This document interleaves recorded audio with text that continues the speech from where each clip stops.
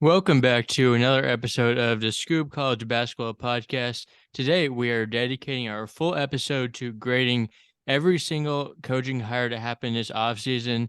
There were a lot of coaching hires, and one just opened another day was Charlotte, which has not been filled yet, but it was a little odd timing that we tried to plan this episode after all of them were done, and then one opened like the day after we had this episode in plan. But yeah, and if you're watching on YouTube, you'll notice we have three members of the podcast today. We have Kyle Kerr from Mid Major Basketball on Instagram joining us. This might Hello. be permanent move. This might be temporary. I guess we'll just see from this episode and assess in the future. But as a Penn State grad, how are you liking the addition of DeMarco Dunn today? I'm really excited about it. We already have a good backcourt. It just gives us a lot more depth and flexibility. I wasn't the biggest Nick Kern guy, so honestly, we could probably use him instead of that, or maybe you could start him over Kanye. I don't know. I don't know what we'll want to do, but we could definitely use some more size in the backcourt. Him and Kanye and Ace are probably both like 6 foot, so I could kind of see us starting DeMarco, but it's just going to be good to see him like actually play. He was getting 10 minutes a game last year, and yeah, I'll definitely take him with a roster spot, no question in my mind. Like we probably have like a top 6 or top 7 transfer class right now, which is insane to think about rating wise, at least. Coming in, I had the bar set pretty high. Like I told people, like you shouldn't be, crying because Schurz is gone. Like we got a very valid replacement. In my opinion, we had an upgrade. And it's really proving to be that way so far. There's definitely a lot of optimism.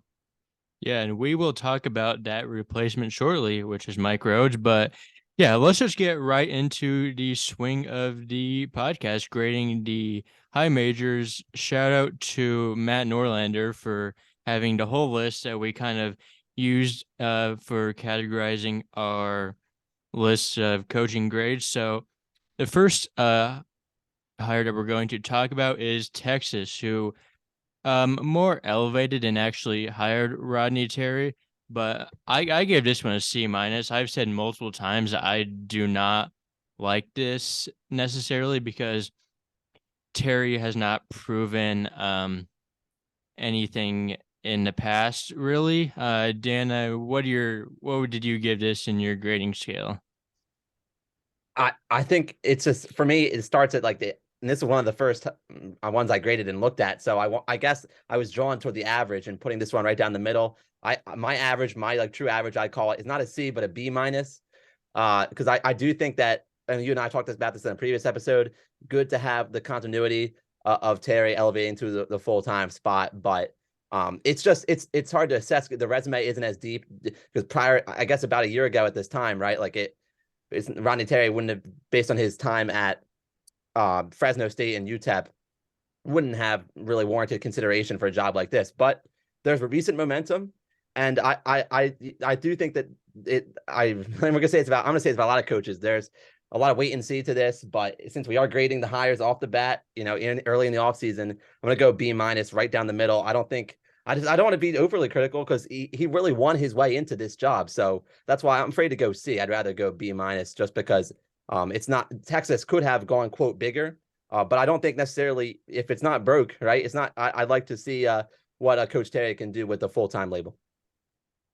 So it's funny, you guys gave him a C minus, you got a B plus, I got a C plus. So again, knowing his history from UTEP, which Austin taught me about, I didn't really know much about this guy. I was really put on to him right away and just saw what he could do. But I mean, any coach with an inherited roster, you got to, take with a grain of salt. You have to see what they're able to do without a lot of returners, without a lot of seniors. You got to see them actually like elevate talent. You got to see them how they are defensively with schemes, things of that nature. And we don't know that yet. And I feel like, with coaches that have this detailed past, like they're due to regress back to that norm at some point. I'm kind of worried that we're going to see that this year with no Marcus Carr, and a lot of big losses that obviously they did replace them, but they also had like no 2023 recruits, which is, people decommitting. That's kind of a red flag a little bit. So I'm going to take it with a grain of salt. Texas won't be bad this year per se, but like, there's definitely a bit of concern there. And I think the Rodney Terry of old shows up a little bit this year. Yeah, I do not love what they've done this offseason with the exception of getting Max Asmus. I mean, they had 2 5-star recruits committed and they both turned pro. The other transfers I don't love, but yeah, you just have to give him time and see if like some people are just like better fits at other places and others. And like Rodney Terry should be able to get talent. I mean, you can get talent. He got a ton of talent at UTEP, so like we'll just wait and see. But I do not like this hire from an immediate perspective. A better hire, I'm pretty sure we all would agree that Georgetown hired Ed Cooley. I gave this one A minus. I really like it, but there is a little bit of skepticism considering like he's never really been amazing at Providence. Like he's been good, but like I think people are maybe showing a little recency bias in this because he's been so much better like the past 2 years than he had been for his like previous 10 or however long he's been at Providence. But I still think this is a great hire, and Georgetown is a place you can definitely win more than at Providence. So I gave this one A minus.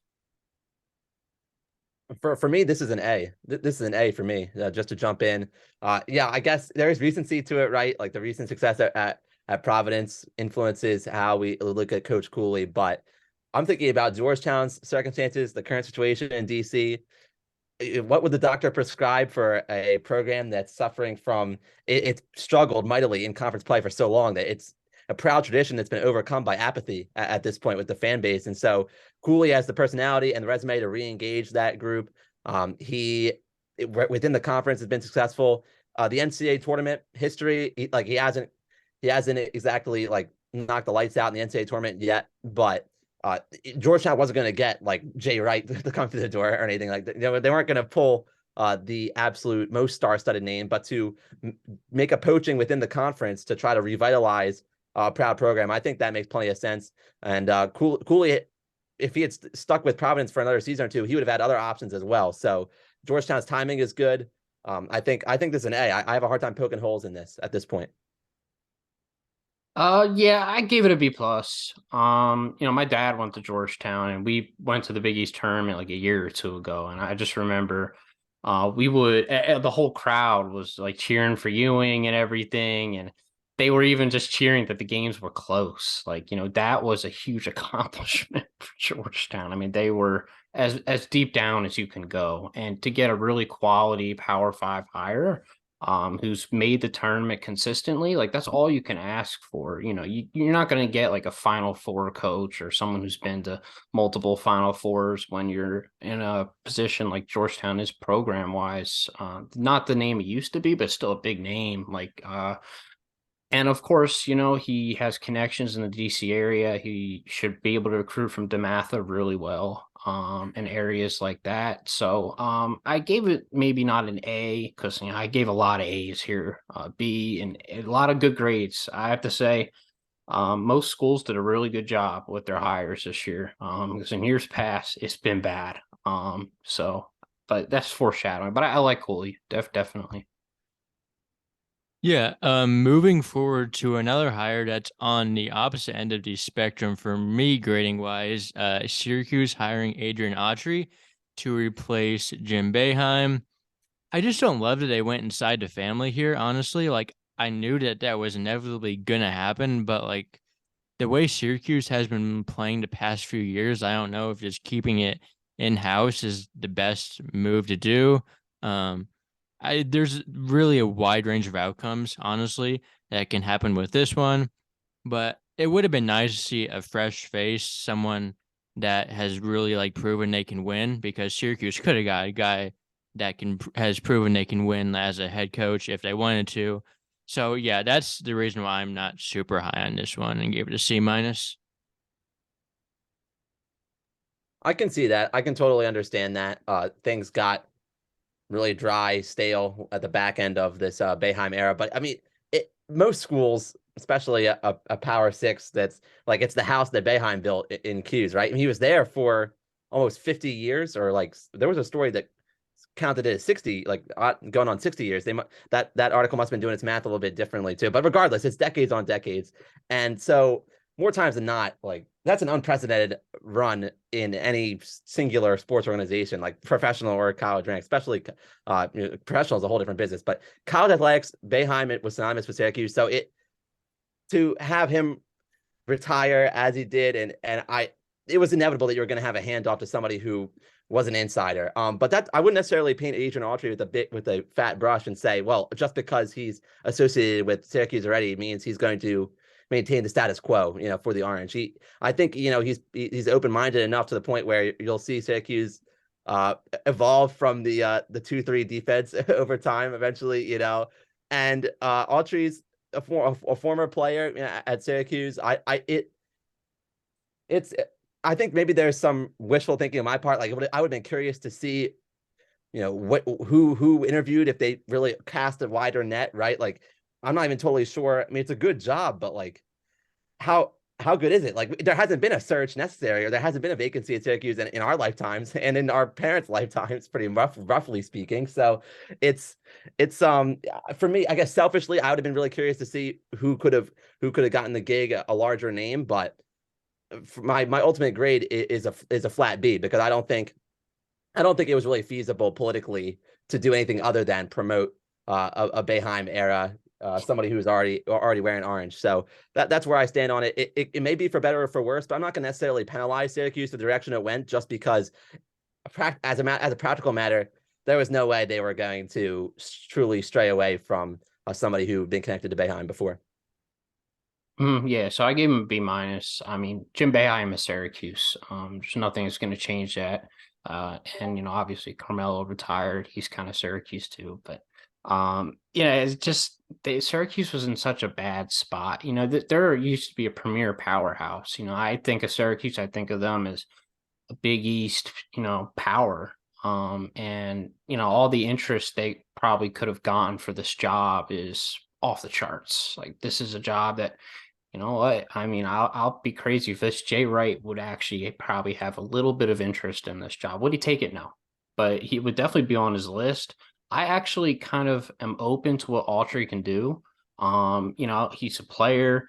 I do kind of worry maybe he's a little bit stigmatized and has all these Boeheim characteristics to him, which I'm hoping he doesn't, because he's done a good job in the portal this year. I'm actually very big on their roster this year. I think they're going to be pretty good and surprise some people, but it's just going to be able to see, can he recruit when Judah leaves, when Starling leaves? Can he really continue to farm around and, find those kind of the crop, I guess, of talent? And I just don't know. Syracuse is still, a good area for basketball. It's still upstate New York. It still gets really cold, It's going to be hard to get people to go there, I think going forward. And the big thing is Adam Weitzman, their NIL guy, recently kind of backed off, and the Syracuse chancellor didn't want him doing anything with NIL anymore. So he's out of the equation. And I think going forward, that's going to hurt them, because he was able to bring guys like Jalen Hurts to the Carrier Dome. I've seen all these big names. I'm like, where is Syracuse getting this money from? And I hear this donor is just doing everything, and he could have helped recruiting going forward so much. So as long as he's out, I kind of worry about them future wise. But for this year, I do like where they're headed. Yeah, moving forward to another hire that I am not super high on myself is Kim English, which I also gave a C minus. Just getting all my bad grades out of the way right now, but there are reasons to like Kim English. He has a really good personality. People probably are going to want to play for him, but I don't think anything he's done as a head coach has proven that he is ready to move up a level. Like he's probably underachieved with the talent he's had in a mid-major league. So elevating him to a pretty good high major job, I consider Providence, is a little questionable for me. Like I think he could be good over time. I just don't have any proof that he's a good coach right now, and probably would have waited as a high major school. until he won a little bit more, because he's a guy that like probably would have ended up at a high major school at some point in his coaching career. I just think it's too soon based on what we've seen. Well, you may say too soon, or you can say it's a big swing on a young hot shot, right? Like in the NFL, everybody wants the young, not product, like not to say prodigy, but just you want to get the young talent first. Like it goes for players, but it can go for coaching as well. But yeah, so there are two sides to that coin. Is what I'm trying to say. For me, I wanted to go. I definitely don't want to go C because I was thinking about C plus, but I'm getting out a lot of B. So I guess I will go C plus, similar to how Austin was describing. Like it felt a little bit soon. There were just 2 years at George Mason, but he's going to be a good recruiter, and Providence has a lot to offer. Providence is a city, cool spot, really good Big East fan base. And we talked about Cooley, the job he did at Providence in the Big East. So that foundation's there for English to piggyback on, not to minimize what English can accomplish in his own right, but it's like he's walking into a good situation. He's not taking a rebuild. This is a school that lost its coach due to its own success. So I'm interested in the fact that I'm confident it's going to be successful, but at the same time, it could feel a little bit premature. It could feel premature, but it's one of the grades. I hate to. It probably is too harsh. I don't think it's going to age well. My own grade, I don't think it'll age well because Providence should be just fine. Like this should work.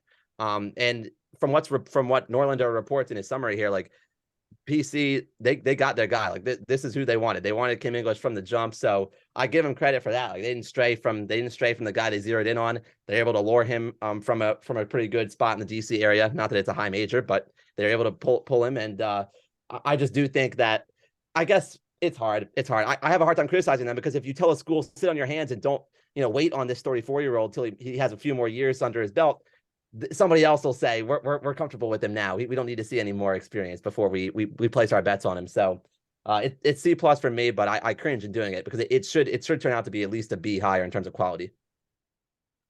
If you would have asked me this maybe a month or two ago, I would have given another C, but I actually gave a B here because what he's done the last couple months with the players on the team and, how they're really buying in, it seems like word gets out, even after some of these guys graduate, word's going to get out to underclassmen, to recruits that he has, of how much of a player's coach that he is.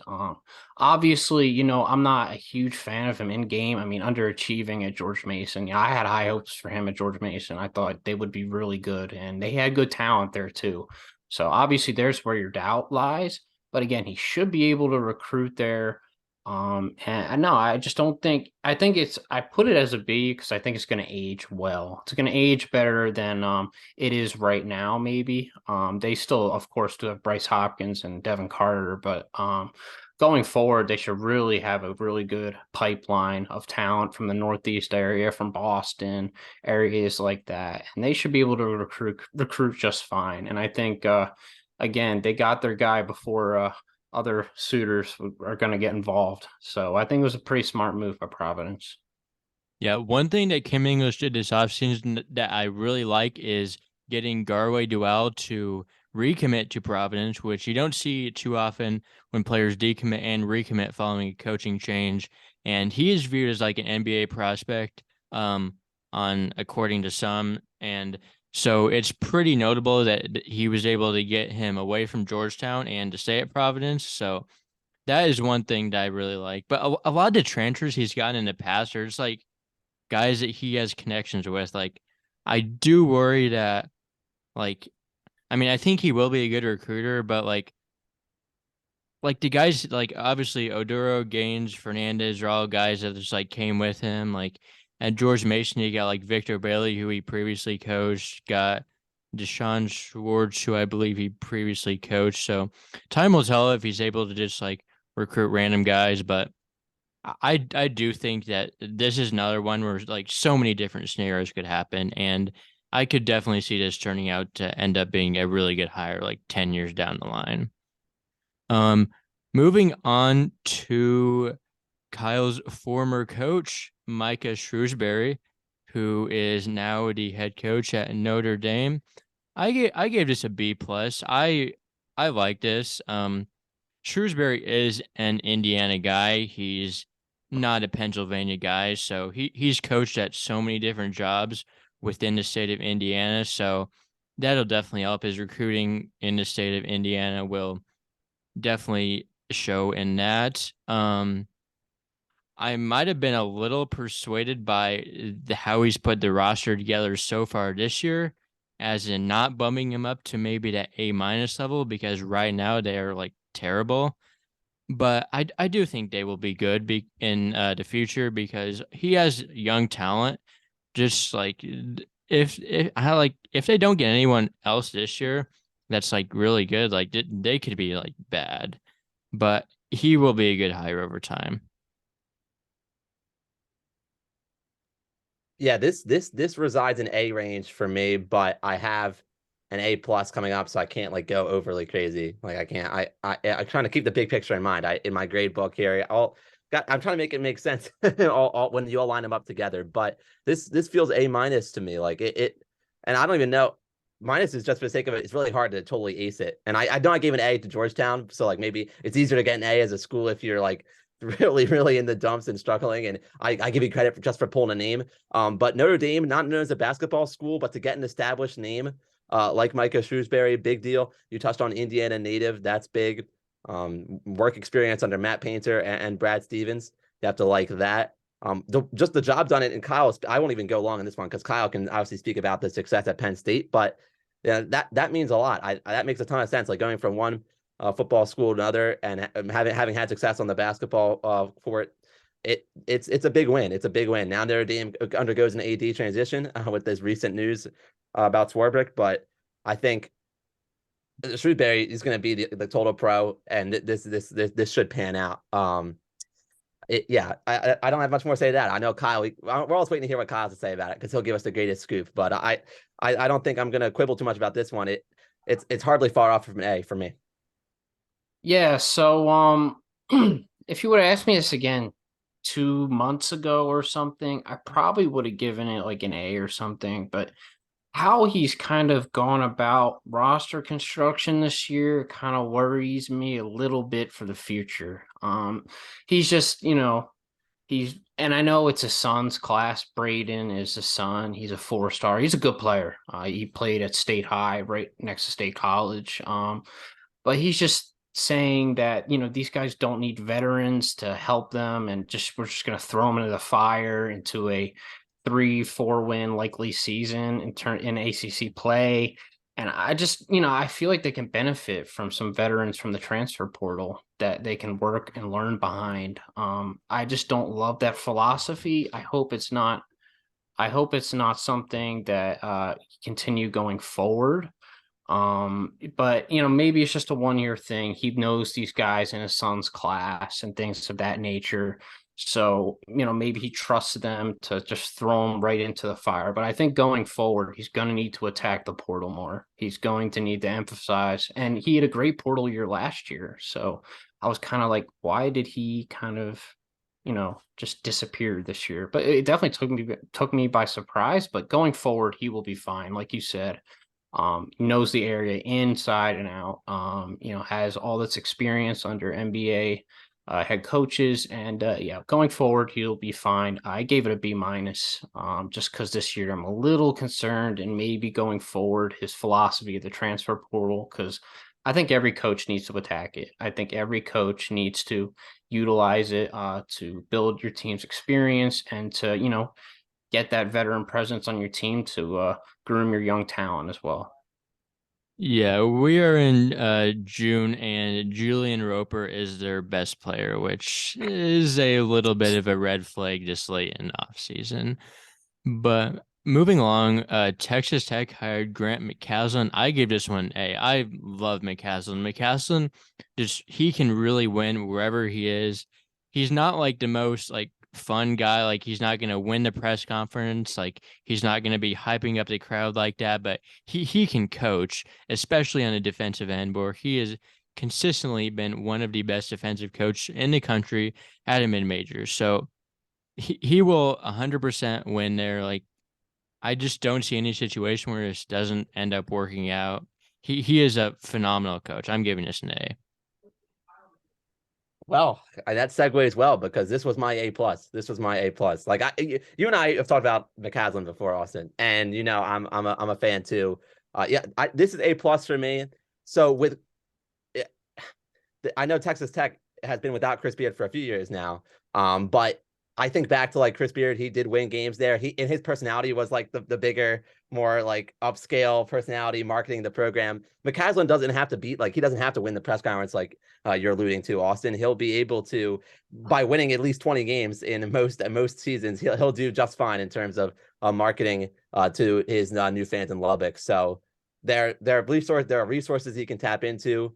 NIL, I don't think will be a problem at Texas Tech. I just think Texas Tech overall as an athletic brand has risen in recent years. I mean, last season, winning the NIT, over 30 wins, just that he clearly has cachet within Texas, and also he has a chance to build it nationally. Coaching in the Big 12. It'll be a new challenge for him, but the way he's trending, he looks to be up for it. So yeah, this was my ace hire for A plus. Yeah, I mean, I don't know how you can't have this as an A. He checks all the boxes. Maybe if I'm to nitpick, because I am a nitpicker, offensive scheme wise going forward, I think he has room to grow as a coach. But then again, at North Texas, he didn't have a crazy amount of talent at the guard spot besides Perry, who's a little undersized, and he turned Perry into the best player possible for his height. I mean, the way he goes after defensively, the way he can create off the bounce. I think he will be a coach that will benefit from making that extra jump and getting, higher tier talent at Texas Tech. So I think that'll help him as an offensive coach, but as a defensive coach, I mean, he's top 5, top 10 in the country. His schemes, they just play tight, man to man, physical defense. That's going to carry over right to the Big 12. I mean, the Big 12 is probably the most physical conference and has been in the years past. The SEC is making a run for it, but I mean, hey, he's going to fit right there, and he's going to fit Texas Tech like a glove. Yeah, North Texas hadn't been really a good program until he got there, and they were pretty much like a borderline bubble team every year he was there, or the past few at least. So he can absolutely win. And another coach who can absolutely win is Rick Pitino. I gave this one an A plus. I believe I only had 3 A pluses this cycle, but you just can't get any better than Pitino. He is he's one of the best coaches of all time in college basketball.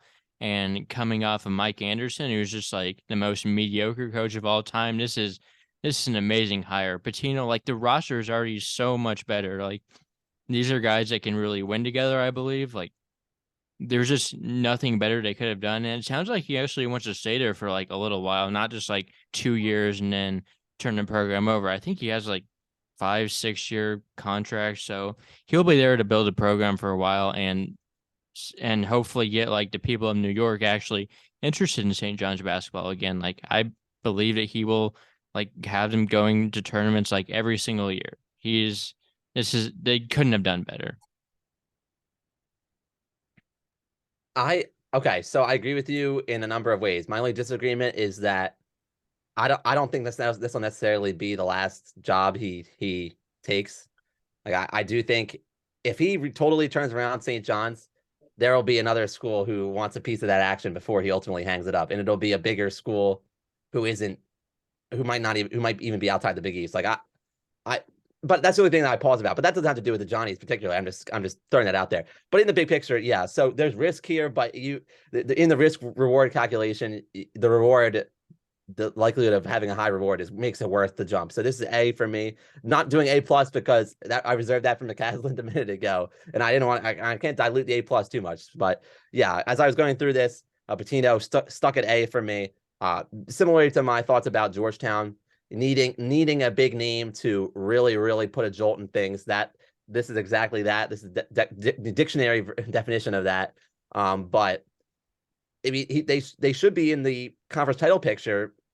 I don't want to put too hard and fast a timeline on him, but in the first, not immediately year one, but the way rosters can turn over in a single offseason with the portal in the first couple seasons, like year 2, I'd expect to see easily upper half of the conference. So the location being back in Madison Square Garden, Patino's seemingly having a concerted effort to put St. John's back, more in the headlines in New York and make it a more relevant program just in the wider sports scene of the city. That's interesting to me. So, yeah, this gets an A for me. There's some trepidation, but Chris Beard got a job too. Like inevitably, each of these guys is going to have a home. So, yeah, I'm going to roll with the A for Patino. Yeah, I gave it an A+. I mean, I just think this is the perfect hire on every single scale. My dad grew up in Queens as a St. John's fan, pretty much. So he tells me about how insane their fan base was growing up, and I just being at the Big East tournament, they always show out and they always have all this talent, and then it just falls apart in some way, shape, or form. And it's usually because of the coach. The coach is Steve Lavin, Chris Mullen. I mean, they've had Mike Anderson. They've had some really bad coaches come through there. And now you finally get Rick Pitino, somebody who knows New York basketball, someone who has a house in Long Island, that I think it's going to be his last job. I think he's going to retire. I think he wants a good commute, wants to see his family a lot. Obviously, he'll get all the interest in the world if he turns St. John's around. But, I think he'll finally get St. John's at that next level. I love what he did with the roster this year. Jordan Dingle is one of my favorite players in all of college basketball. I mean, I went to see him play at the Palestra once this year, and I was just blown away. He's such a fundamental game. He's so under control. He's just going to do magical things at the Power 5 level. One of my good friends actually is training him right now. So they're doing a really good job with him. I love RJ Luis. They got Soriano coming back. In terms of recruiting, the New York Catholic League's not what it used to be, but like you can still get guys from Christ the King, St. Anthony's. Like he's gonna recruit the local area as good as anybody. But then again, when you're Rick Pitino, your recruiting knows no boundaries. He can recruit from anywhere, and he's shown that this year. He's gotten talent from everywhere, and is interest in a ton of guys. So I just think it's the perfect hire. Yeah, well, did you see that they might get Simeon Wilcher?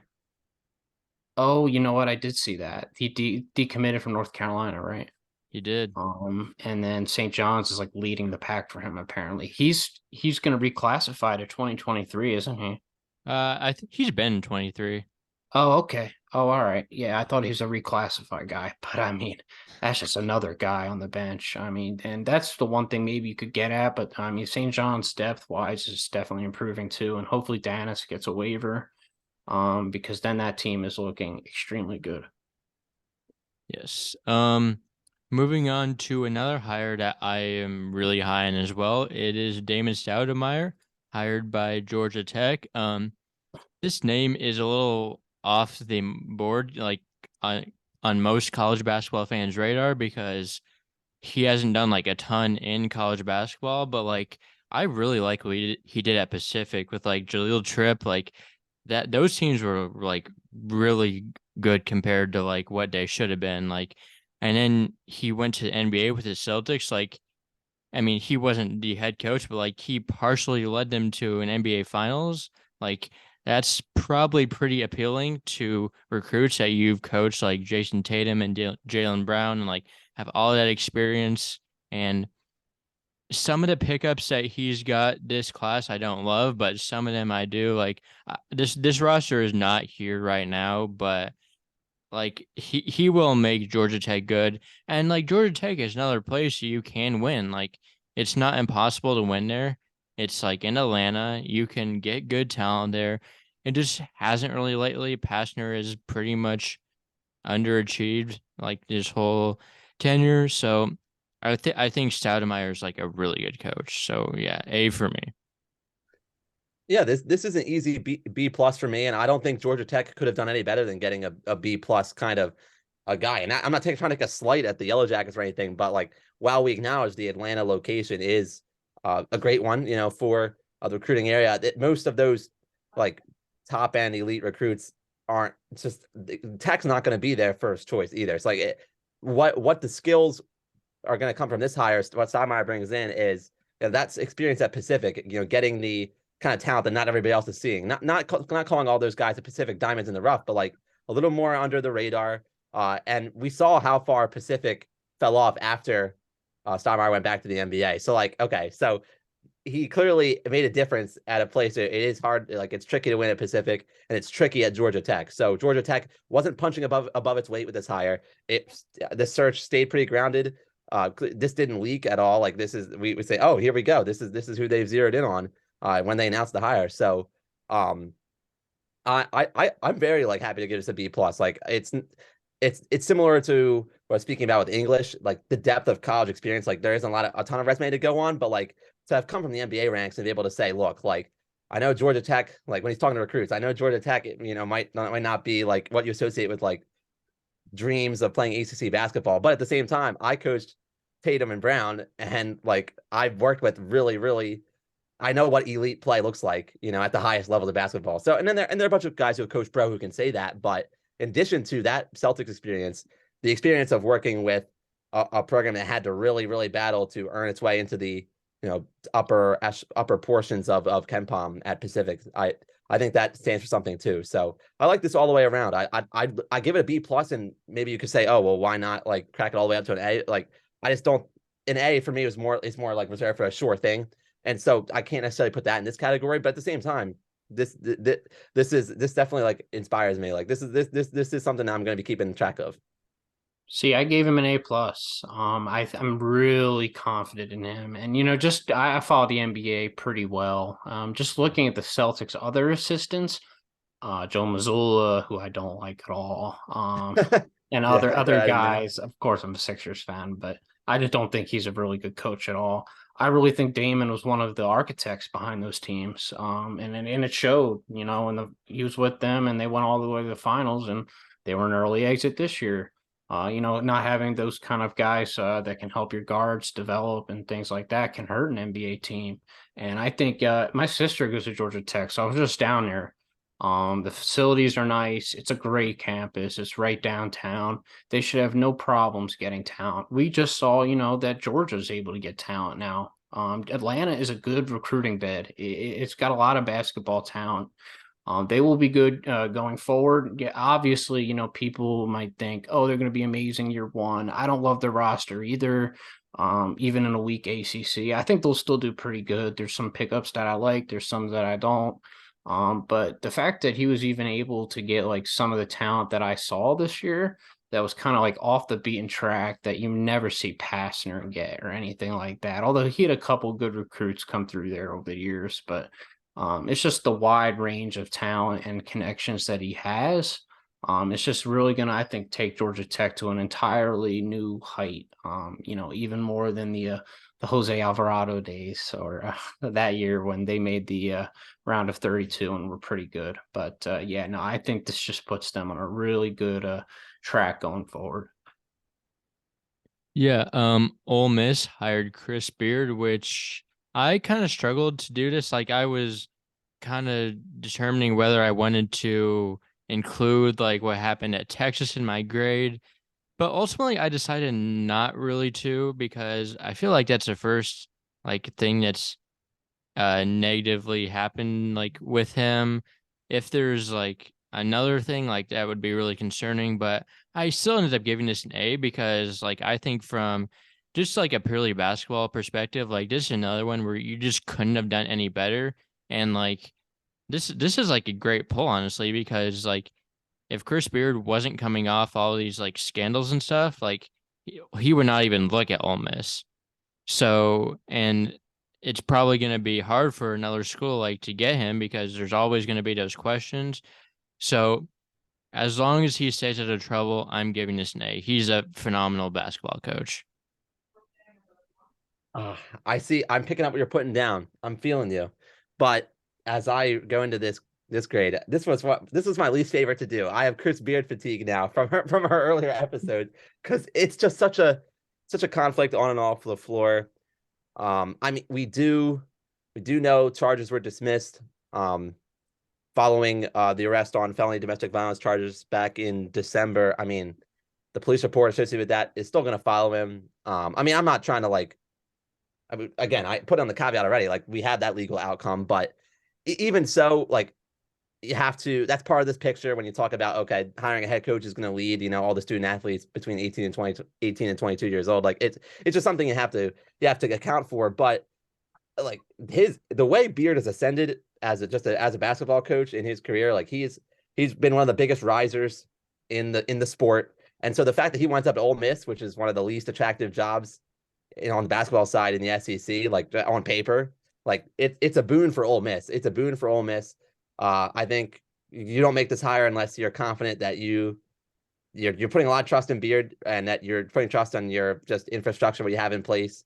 And I'm gonna go ahead. I can't give it an A just because of the questions off the floor. Like and again, I don't make it sound unfair because we do have an outcome from the legal process that concluded, but that doesn't wipe everything away from me. Like it's a lot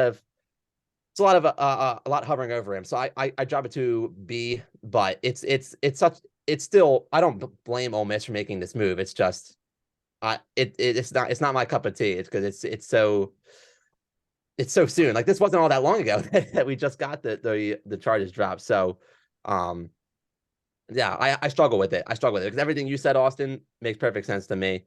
Style of play. I mean, it's being a head college basketball coach, especially on both the men's and women's sides now, is so much more than just the X's and O's. Like he's, especially in the NIL era, like Beard is the face of the franchise. He can be a CEO type. He's a great marketer of a program. Clearly, his own actions tarnish the brand of Texas, and that's why that ended. But yeah, my rambling answer here, because it's hard for me to get into even try to focus myself on this because there's so many ways you can turn with it. But I go to B, but it's not out of on the floor reasons.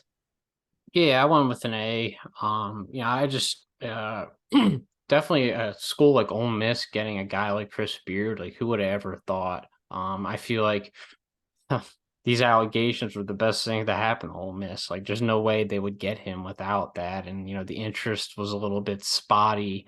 With other teams were taking it with a grain of salt, and Ole Miss just swiped in and just grabbed him. I think they did a really good job there. All from his days in Little Rock, he succeeded in small markets, he succeeded in big markets. I think at a smaller school, away from, the big media attention over this will kind of help him basketball wise to just focus on elevating a program that needs it. I mean, Ole Miss has been awful under their last coach, who I always just blank on. He was brutal, dude. Kermit Davis. Kermit Davis was, I didn't think he was that bad right away, but then the more and more I watched, like offensively and defensively, they'd be doing great in a man-to-man defense, right? And then all of a sudden, since he has this obsession with his 1-3-1, he'll just switch to the 1-3-1. And then Tennessee, I remember before the first half ended, Tennessee would score like 4 straight baskets after they were playing great man defense, just because, he loves his gimmick zones. So I love, Beard being the fundamental defensive coach. They're not going to just be crazy defensively scheme wise. They're just going to play straight up man. And I think he's a much better offensive coach than Kermit Davis. That was his biggest knock as a coach. And, the way that Chris Beard got all of his players to come back from Kermit, everyone returned pretty much. They got all these transfers. Some of them need waivers, but I mean, obviously, even this year, if they get those waivers cleared, they could easily be in the tournament picture. I mean, 100%. And going forward, they most certainly will be. So I think it's just a great hire. Yeah. Moving forward to Mike Rhodes, who I know you will have a lot to say on, but I gave this a B. The fit is honestly a little weird here. It's not like terrible, it's just a little weird. But Rhodes is like he can win, and I don't think he'll have any problem winning at Penn State. Well, I don't know. Penn State's a hard place to win, but I think he can like kind of carry on what Shrewsbury had been doing, like maybe like be like consistent like 10 seed or in that range. That would be ideally what you'd want to have at a school that's not really focused on basketball. And yeah, like I do kind of like the transfer class. It was looking a little bland, but it's as time went on, it started to pick up more steam and they got some good later pickups in the cycle. But yeah, VCU sends a lot of coaches up to like the high majors, and yeah, Rhodes should be successful, as have the last two in Will Wade and Shaka Smart.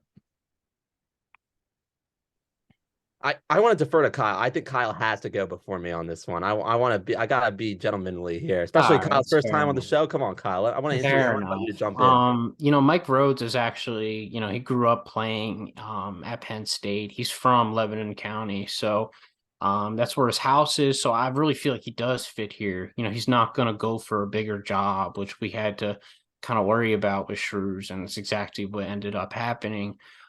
So that's really important. I obviously love him as a defensive coach and just as like a high energy guy. Even last year with Shrews, like I'll be honest, there were times where we were really lacking energy wise when we got destroyed at the rack by 30. And games like that where I'm like, this team is just, they're kind of sleepwalking right now, and that's just not going to happen under Mike Rhodes. Mike Rhodes' teams are always engaged. They really don't go into like lulls at all. And I just love this class. The Icelandic kid is probably my favorite out of anybody. I watched like a couple minutes of highlights on him. And I'm like, where did he find this guy? Like he's coming to Penn State. I'm like, it's just the kind of guy I love to have here. Like a guy's quick off the dribble, he's shifty. It hurt to see Seth declare, but he's risen up draft boards like crazy the last week or two. So it's really good to see for him. Someone who played in the Philly Catholic League, who played against him. So it's really full circle to see him really getting there. So really good for him. But I'm excited with the future with Ace Baldwin. Loved Ace at VCU, and I like most of the class, and I think going forward he should be able to recruit well because he has Phil Martelli's son on the staff as well. So you have a direct Philly pipeline there. I think the assistants are much better than even the ones Shrews had. So that's where the hire really gets me excited. That's a good point about something I certainly overlook. Like I'm a culprit of this, is like overlooking the ability of the newly hired head coach to formulate a staff that really makes a difference in recruiting and can support. I mean, this isn't the case with Rhodes, but in the case of a first time head coach, like I think we should spend more time looking at the staff and kind of gleaning, what you can infer there. But as for Rhodes, very, very solid B for me. VC, like at some point, I don't want to associate Rhodes just with VCU and say he'll work out just fine because it's a VCU onto a P6 job. But like the institution VCU clearly has readied coaches for this kind of move. So I think it's a high mark for him to come from that program. So I like that. But no, to his own credit, the style of defense that Rhodes we saw him run at VCU, kind of that pressure, more frequent pressure, extended pressure. The Big Ten teams might not be as used to that in conference play on a regular basis. I talked with Austin about that on a previous episode. I forgot to touch on that. Yeah, Thank you. On this podcast, like I spoke with a Big Ten administrator after, it was after March Madness, because it was kind of came up of like, hey, like what's the conversation like at the conference level? Like, geez, is there scratching of heads like how this happens, how these upsets have happened? And in March, when you run into a team who happens to really be in your face, high level pressure across the floor for the majority of the game, the Big Ten is a little more like traditional pace of play in the regular season. So Penn State, Mike Rhodes, does Rhodes bring that to Penn State and does that kind of shell shock? Not totally shell shock, but does that catch some teams off guard early on? And Kyle, you want to talk about that kind of tempo issue? Yeah, so that's another thing. Like when I saw the hire, I'm like, the Big Ten tempo wise is so hard to watch. Like Rutgers, Northwestern. Oh, like Yeah. I can't watch those games, man. Like, and it's not that just the defenses are good. It's more of the offenses just being bad. Like there's no ball movement. Everyone's just trying to post up everyone. Like the two guards are trying to post up bigs because they can't beat anyone off the dribble. It's stuff that's really hard to watch. But with Mike Rhodes, and honestly, the Big Ten doesn't see a lot of full court presses. I think that's something we will do a lot of, even like quarter court traps and things like that, half court traps, things that'll really throw Big Ten teams like a Wisconsin, a Rutgers, and things like that, out of their rhythm. And that's something even Shrews really didn't do. We really kind of sat back in zone or man. I mean, he was a good defensive coach, but as our personnel kind of changed this year. His defensive prowess went away for most of this year. It really kind of disappeared completely. And I know Rhodes, I trust a lot more to just be more of a consistent defensive coach. So, I really love what he brings tempo wise, especially. Yeah, we have one more high major hire to touch on before we get into all of the mid majors, and that is Mark Matson, who was hired by Cal. I give this an A. Honestly, probably could have gotten A plus, but since he didn't have high major experience as a head coach, I decided to play it a little safe. Not that an A is safe, because I still think this is a great hire. Like, he really elevated Utah Valley, and Cal has been like terrible. Like, it's just been a joke of a program ever since the Jalen Brown year. There's just been nothing going there, and I think Madsen will have some energy back into the program, because I mean the roster they've assembled, like we talked about last week on the our portal winners as they won them. I mean, they got like Fardas, Jalen Tyson, Jalen Cone, like all those guys. It's like just so much more talent than Mark Fox was ever able to get, which is pretty noteworthy. One thing on Madsen, I do think when Stanford opens, he will leave, which should be next offseason. Stanford needs to get rid of Haas, but so that's a possible concern I have, but I still give this an A, because this, considering where Cal has been, this is a phenomenal hire. Yeah, like I with these grades, I enjoyed kind of okay, needing to put it in perspective. Cal's not just on the floor, but every single podcast mentioned like realignment to Austin, and I'm like a geek about that. Like Cal is not the actor in realignment. It's Cal's like the passive party. Cal's gonna have things happen to it rather than being the one who's leaving the Pac-12 like by its like Cal is not Colorado where we can envision them picking up and leaving and taking matters in their own hands athletically. So there are academic limitations like getting kids into school, and then you don't know what the Pac-12 is going to look like. You don't know where you're going to be. So the fact that Cal like has that preventing it from selling itself to the fullest possible extent, getting a really strong mid-major coach is a good deal. And Madsen, to snag him before Stanford can get its hands on him, as Austin's talking about, I think that's a good deal. Like, why not? Why assume that he's gonna wait for Stanford? Like, it makes plenty of sense to use your Bay Area ties at another school and have on your resume a turnaround at Cal. So for me, this actually goes into A territory, similarly to because of Georgetown. It's going to go to A minus for me, just because I'd like to see, like, not criticism of Madsen, but how much can he accomplish before Stanford inevitably gets in the picture? Like, I'm not totally sure, but Fardal's Amax is somebody who's been coached by Madsen. Utah Valley had good years with him, so I do think that this is a good move. It's just one of the most feasible ones you could have for Cal. They maximize what they could do, and yeah, I'm happy to give it an A. But again, thinking the picture of McCaslin, like I'm sure that's going to work, and that's going to have a really high ceiling. Thinking of Cooley, I think that can work as far as not just rebuilding Big East play, but deeper in the NCAA tournament. I don't know that I can picture Cal necessarily like as quickly working its way back into being a real national force, but in the region, makes a ton of sense to kind of get some respect in the region, which it did not have on the floor last season. I wanted to go A plus, as I love their transfer portal class, but then I moved it back to a B plus because I know the inevitability that Jared Haas is going to be gone next year, unless some Christmas miracle happens down at Stanford with their Christmas trees and everything. But until that happens, I think he'll be there for this year, and I think they're gonna.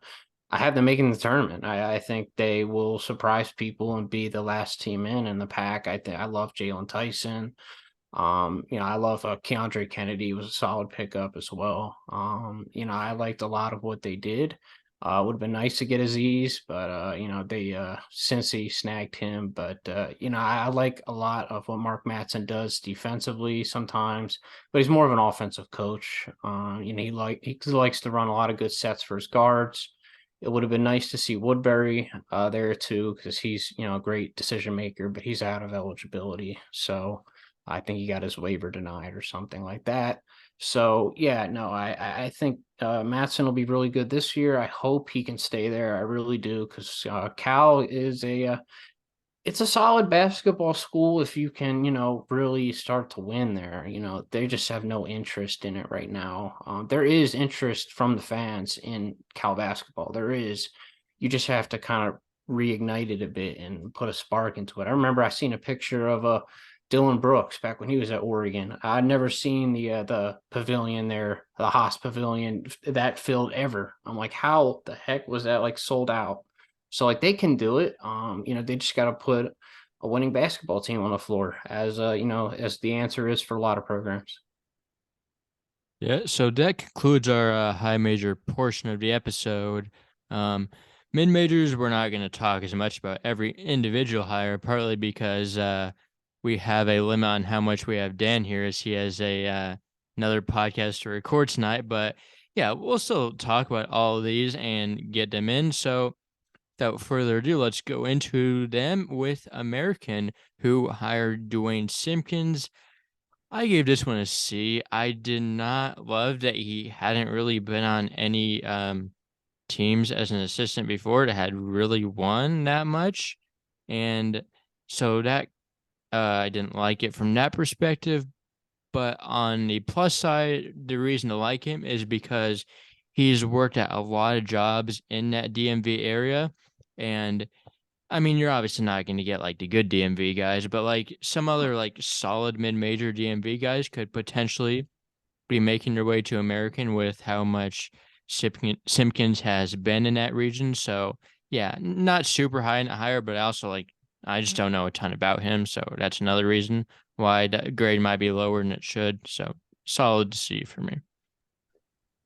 As somebody who resides in, I don't reside in the DMV. I mean, I could if I made. I mean, Kyle will come out on this. You sound like an East Coast guy, Kyle, but like it's not Delaware, Maryland, Virginia. It is DC, Maryland, Virginia. But I'm still right next door to the true DMV. So like and most of these mid-major jobs in the DMV, it's important to have a head coach with ties, some kind of ties, or if not, have a staff that can constitute a lot of ties to schools in the region and experience recruiting a really solid area. DMV is a good spot for mid-major basketball. So this makes perfect sense to me. Like I have to give it a B because it checks out perfectly.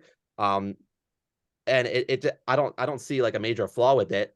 It was on Kim English's staff at George Mason, originally just from Maryland.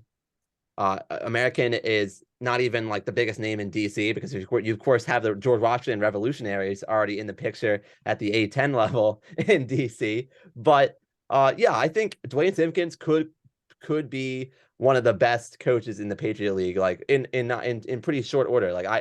This makes perfect sense to me. Yeah, no, I give it a B minus. As far as these mid-major schools go, geographically, you got to get somebody from the area. It's going to be very unlikely you're pulling recruits at American from California or Texas. You got to recruit in your set area. You need, somebody who has deep roots in that area, and to get somebody from Kim English's staff, George Mason, who did a pretty solid job there on the staff there. So, I mean, it's really all you can ask. And I think with a lot of these mid-major schools, it's important to stay in-house. You really they can't take that risk of going outside of house because they're not going to find anybody. So, it's important to stay in-house. It's important to keep growing the coaching tree that they have with certain staffs and things like that. So I think American did good. And again, the Patriot League, not exactly a great league, so he's going to be pretty high up there as far as coaches go in that league. So yeah, no, as far as that goes, yeah, no, American should be pretty solid going forward. Yeah, going forward to one of my favorite hires of the cycle in Brian Hodgson for Arkansas State. If this was graded solely on the portal class is this offseason, he would get an A plus plus. But because I have questions about like how good of a coach he actually is, because I think that's something that's also very important, as just as important as actually getting the talent and coaching it. So I only gave it an A, which only gave it an A is probably a little, yeah, but yeah, I still love this. Like he was Alabama's like recruiter, like he's gonna get guys and he has got guys. Yeah, we'll just see if it works out on the court like that, but I really love this offseason. Like they've had one of the best off seasons in college basketball, in my opinion. Yeah, it's an A for me as well. And like accounting, you already talked about the A++ off season. This was an anticipated move. Coming from Alabama, like good staff to come from, the Oats tree. Um, I'm about it. This is an Arkansas State program that has not made the NCAA tournament in my lifetime. And Kyle, you outnumber also me, I guess, by a few years, but it's been a good while for since Arkansas State's been in the dance. But the Sun Belt, one thing I know about the Sun Belt is doing a lot to try to improve its basketball reputation, trying to strengthen its position in terms of ratings and all of that as it stacks up with the rest of Division One. But in the meantime, it's a gettable league as I see it, and this is a really good choice to try to position Arkansas State for the next generation of that conference's basketball. So all around, it gets the A for me. Yep, triple A's. So it gets an A from me. There's so many Alabama assistants that were hired in this cycle. So, I think there's 3 at the mid-major level alone. This guy's, great recruiter. You can see with this portal work, they got some, anytime you can bring in talent from Buffalo.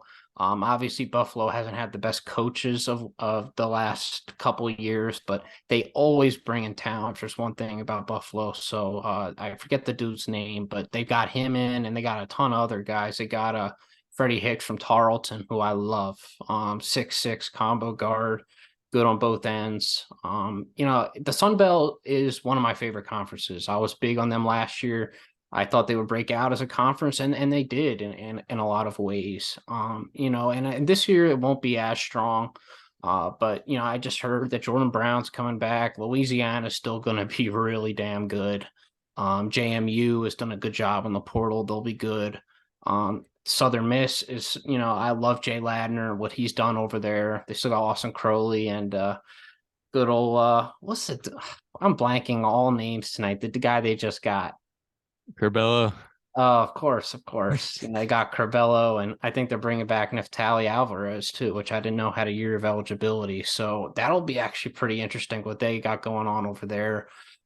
So the Sun Belt top 4, top 5 is going to be good. Arkansas State's going to be right in the mix, and we're just going to see, if he can coach. That's why I didn't give it an A+. Because coaching and elevating the talent you have is part of the job. And you have to be good at it in a tightly contested conference, which definitely the top 3, top 4, Louisiana's coach is really good over there. He does a very good job. And the top 3 to top 4 coaches in the Sun Belt are very good. And I think Jeff Jones is still at Old Dominion. So, but I think they switched conferences or something. I'm blanking on No, that. they switched to They're the in the Sun Belt now. That's right. Yeah. I thought he was going to retire, and then he didn't. So I think he's still there, as far as I know. So you got him. You got some elite coaches in that conference at the top. So, yeah, they'll be right in the mix. Yeah, I believe the Buffalo transfer you were looking for is Laquil Hardnett. Bill something. I didn't want to butcher his last name. I knew Yes, I would. but they also got like DeAndre Dominguez from Yep. UMass, pretty UMass. solid player. They got Darian Ford, who was like a top 70 recruit last year. I So watched his highlights. I loved him. Defensively, he does a great job. He's a strong kid. He's a really hard worker, I hear. Offensively, he's a little slow and things like that, but I mean, he's a strong kid. He can finish around the rim. He's definitely someone who can be a project player and can really turn into something at the mid-major level. yeah, Army hired Kevin Kuwick this offseason, and this is a hire that I generally like. I gave this one a B+. I did like some of the guys he's coached under in the past, which just to name a few, you got Brad Stevens, Thad Matta, Bobby Killip, Archie Miller, and he served in the Army, which is it's pretty amazing. So, like, I mean, if you're gonna hire someone in the Army, like, there's it's definitely one good category to look for. Was honestly a little don't think if coaching change need to happen in Army this offseason, but I do like the Kuwick hire. You giving him solid B+. Yeah, like your point at the end there, Austin, is interesting. Like it's not like Army was in like absolute disarray or something, or like absolutely had to hit the panic button and make a change. But like the fact that they did make a change, okay, goodness, there's a coaching change. Well, let's see if they follow through on it and really capitalize on the opportunity. And yeah, Kuwick is another A for me. Like the previous stops of Dayton Davidson and Butler all in a row as an assistant. Now, prior to getting a first chance as the head coach at Army, like that, those are all winning stops. Before you talked about the names he's worked under. So of course we can put in our obvious, like as we say with the other first time head coaches, can you coach? Like, can you actually do all the things that come with coaching? But and having the buck stop at you as the head man. But he's originally from Lackawanna, New York. Gets to be back in New York State. It's like the fact that he has that service experience is big. Just to be a coach who can really relate with your cadet athletes at West Point, that's a big deal. So this adds up in a lot of ways. And Army, like Colgate's own the Patriot League, but like who's to say Army can't move out of kind of that middle range of the standings that it's been in recent years. So I think this is a good move toward that. Yeah, I actually think Army did need a change. Yeah, I've just watched a lot, actually a good bit of them, and they're very up and down, very inconsistent. I think they just wanted some more consistency, somebody they're really familiar with, someone who could connect with the players and really get like, 'cause, there were some games they'd lose to Holy Cross, but then they'll compete with Colgate. They were all over the place last year. They beat Siena last year too. Remember watching that game, and they were just all over the place. So, I mean, the coach wasn't exactly bad, but like during the end of games and defensively, they were a mess. So no, I feel like a change was kind of necessary, and I think they made an upgrade here.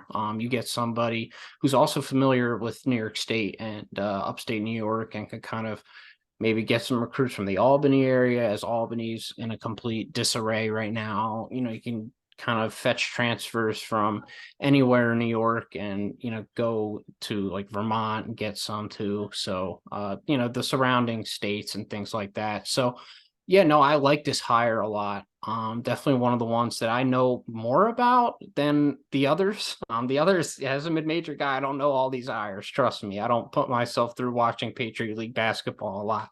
So, but no, I do. I did watch Army actually a good bit, so I kind of like this move for them, and I think hopefully they can break out of that mid tier, because I want to see a change in the Patriot League. I don't want to just see Colgate dominating it every year.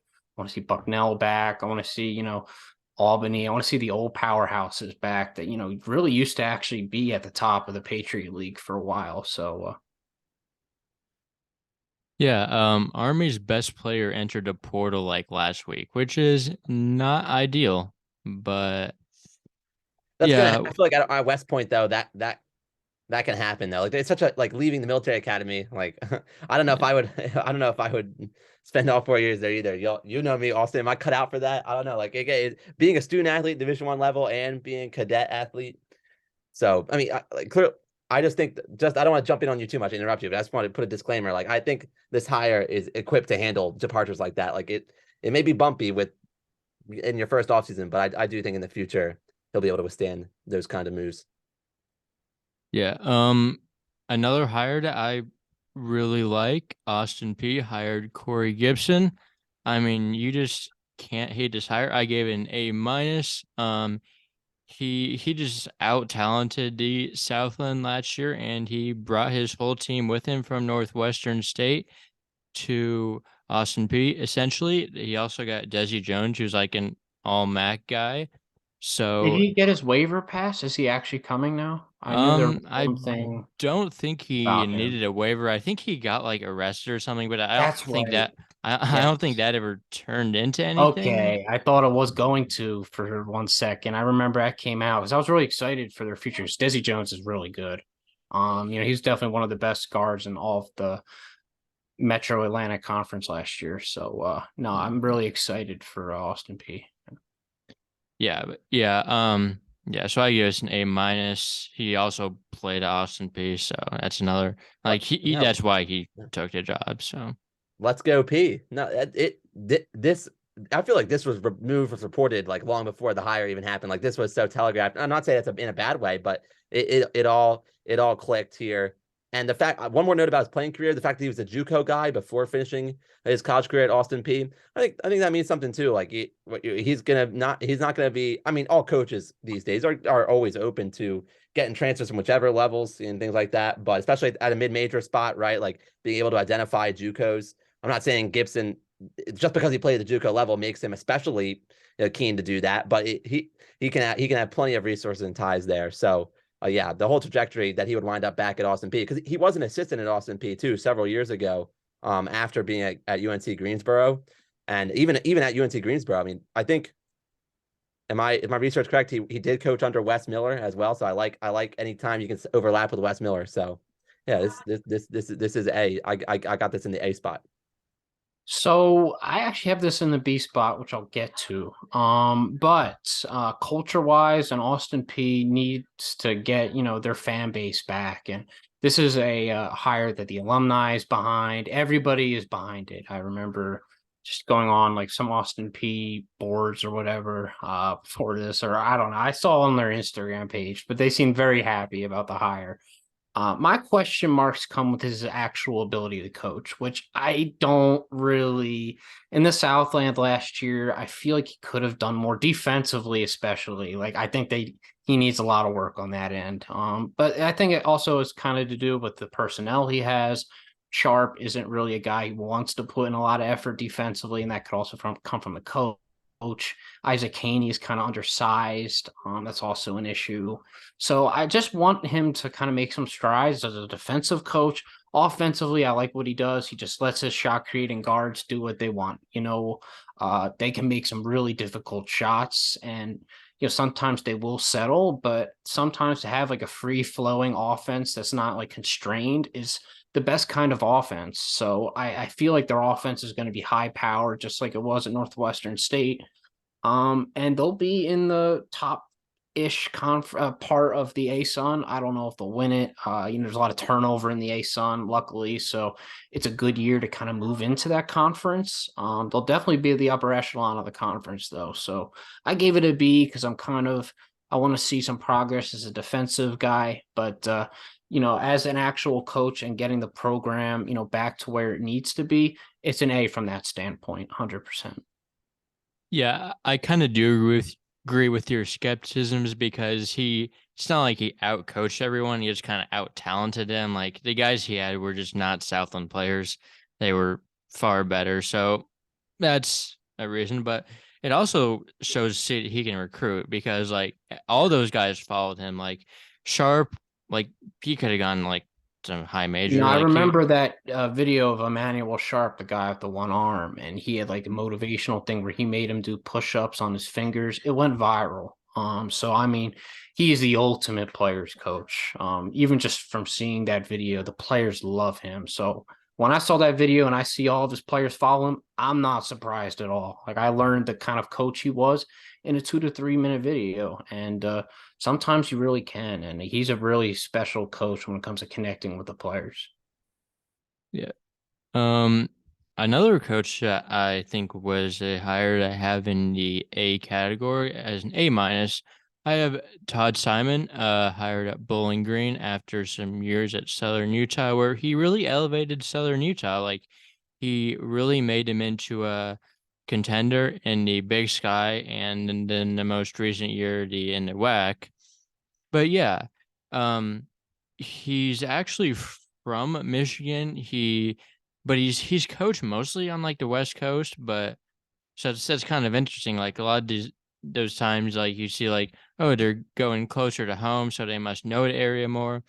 I don't know if he'll know the area more because he's been on the West a lot. Was at UNLV for a little bit, but still, like he just really elevated the shape of the program. And Bowling Green is another program that needs elevating.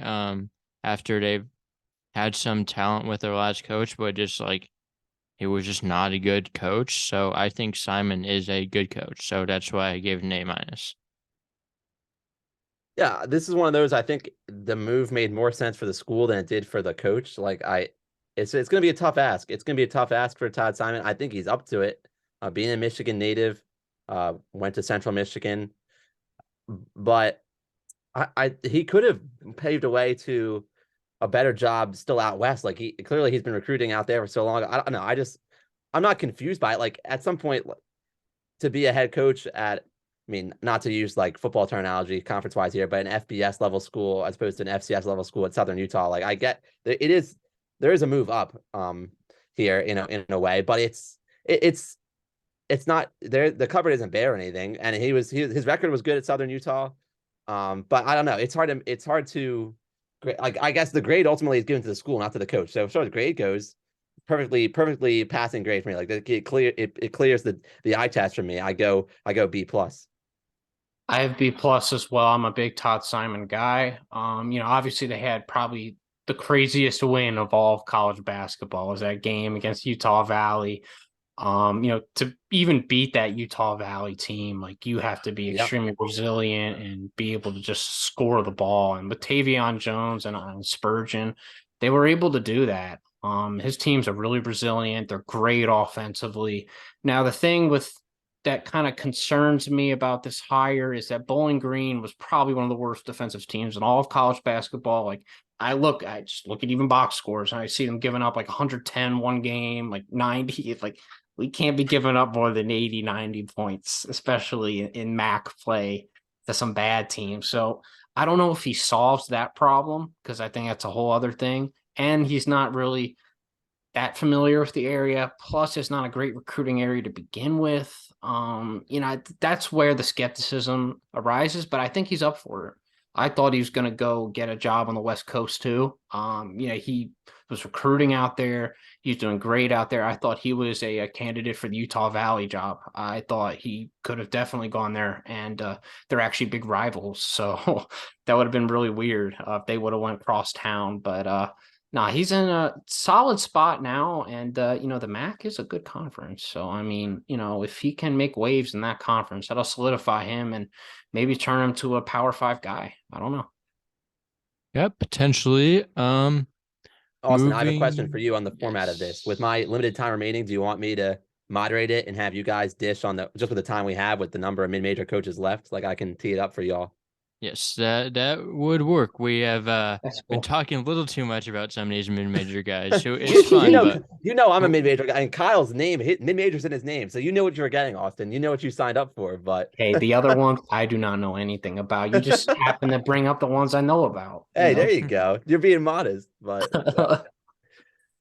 but yeah, I mean, Austin, I'll tee up first one. Very appropriate for me. I get to talk about introduce a Patriot League school. Bucknell hires John Gifford III to replace Nathan Davis. yeah, I gave this one a B plus. Was on staff for some of the better years at Bucknell. Has some NBA experience. No head coaching experience, and head coaching experience is always a plus. But I still gave this a B plus. I think it's a good hire. Yeah, I gave it a B. I always have a bit of an asterisk when a former player becomes a coach because it doesn't really always work out. So, but it's good. Bucknell needed a change very badly. They were really just losing their prowess, as a program. So I really think getting, a new face, getting somebody who's played there and things like that is, I guess, a positive step in the right direction, even though there's obviously going to be some skepticism. That's just the nature of that job right now. But yeah, no, I definitely feel like they have some winning seasons ahead of them. I don't know if they'll thrust right to the top of the conference or anything, but they'll take it year by year and I think get back to where they are long term. The Buffalo Bulls to get back in the MAC. Buffalo added George Halkovich to replace Jim Whitesell. Buffalo has a history, NCAA tournaments with Bobby Hurley and Nate Oates. But what do we think about George's chance to bring the Bulls back to some prominence? Yeah, well, I gave this one a C. I don't know if it's like a terrible hire in itself, but he was like they went through so many guys that declined the offer, so he was not high up on their priorities of who they actually wanted as a head coach.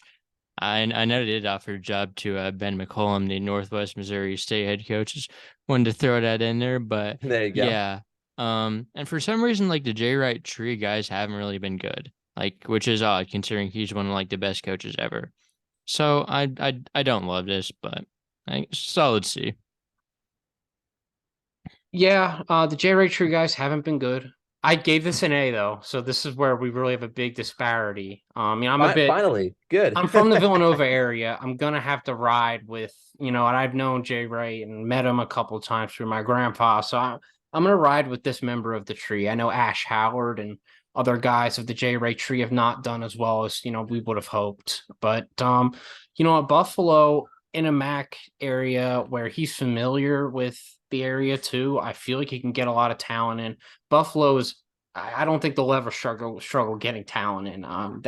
It's a really good area for basketball. You got the whole state of New York to choose from, and it's a mid-major brand that recruits like from going from JUCO. They've gotten JUCO guys in the past.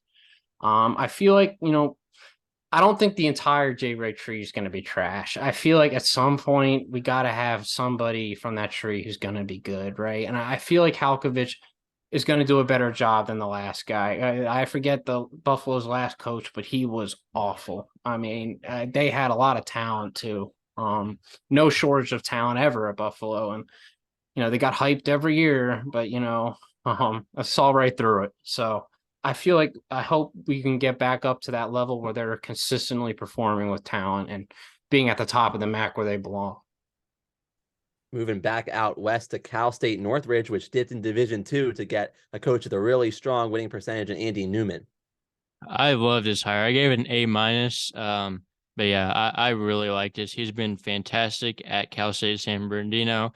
In fact, like they had so much talent on the roster. Like you look down the roster, you see a lot of former D1 guys. They legitimately have like way more talent than Cal State Northridge did last season. So that's kind of interesting to see. He has some coaching experience as an assistant at Cal State Fullerton. Was also the interim for 1 year there. 1 year there. So he kind of has a little bit of head coaching experience, sorta. So yeah, I love this hire. A solid A minus.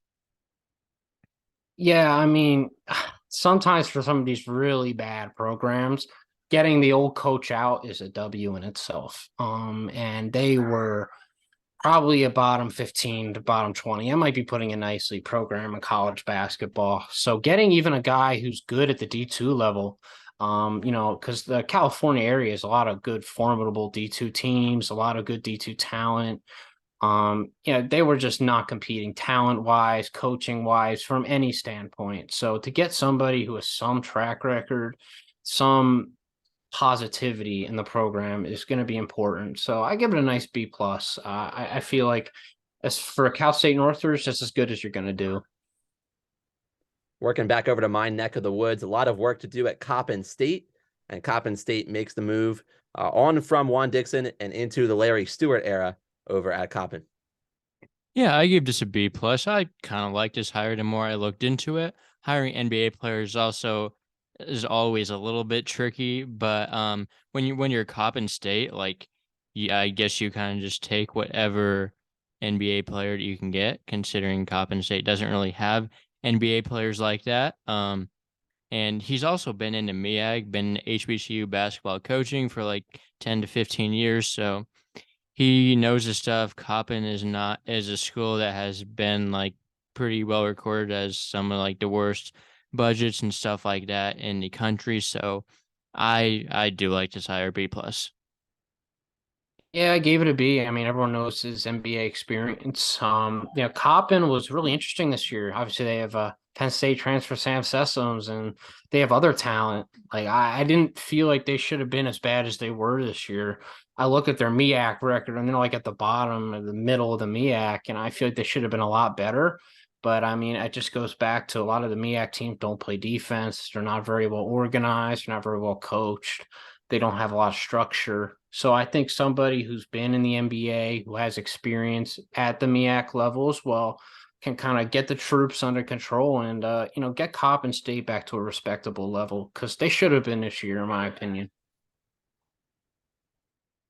Making up for lost time over at Coppin State. I know my buddy Nick Lawrenson will be pulling for him at Mid-Major Madness. He wants to see the Baltimore area succeed. But getting out of Baltimore and over to East Tennessee State, where Brooks Savage is taking over for the Bucks.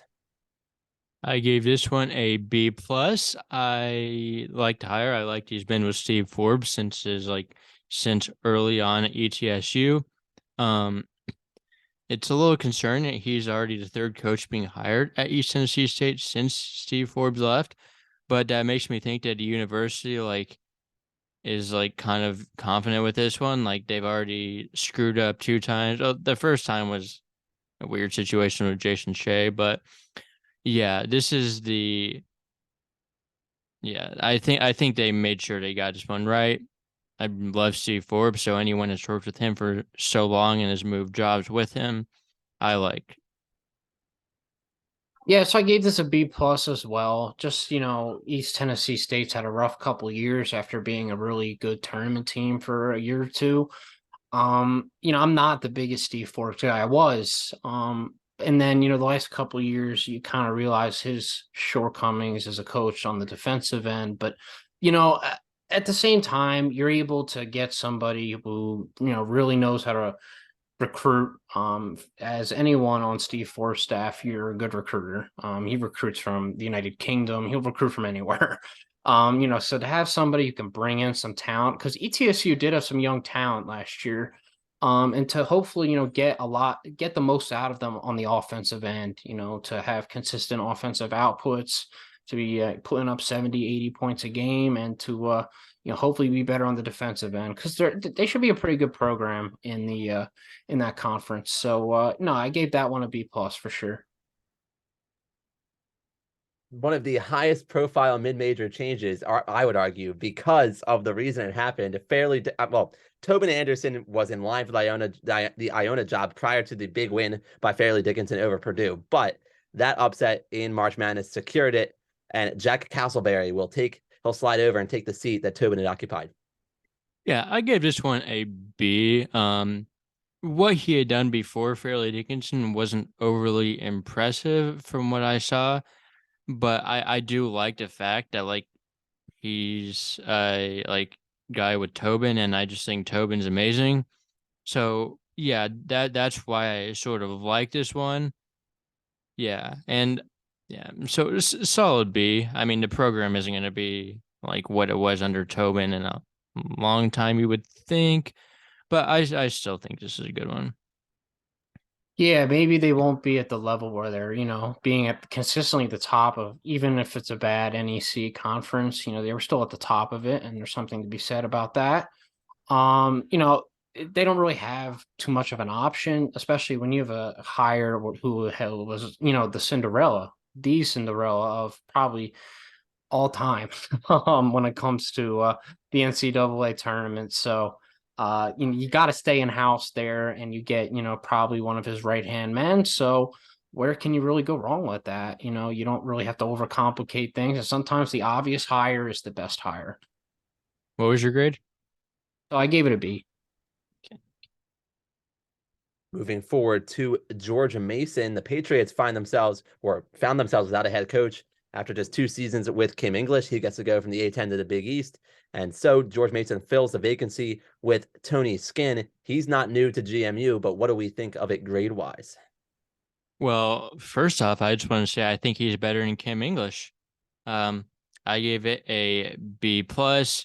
I think the talent he's gotten has been more impressive than what Kim English has done. Like he got Darius Maddox, who's like really a solid ACC player. Yeah, I'm always hesitant to put assistants in the A range, but he's someone I consider moving there.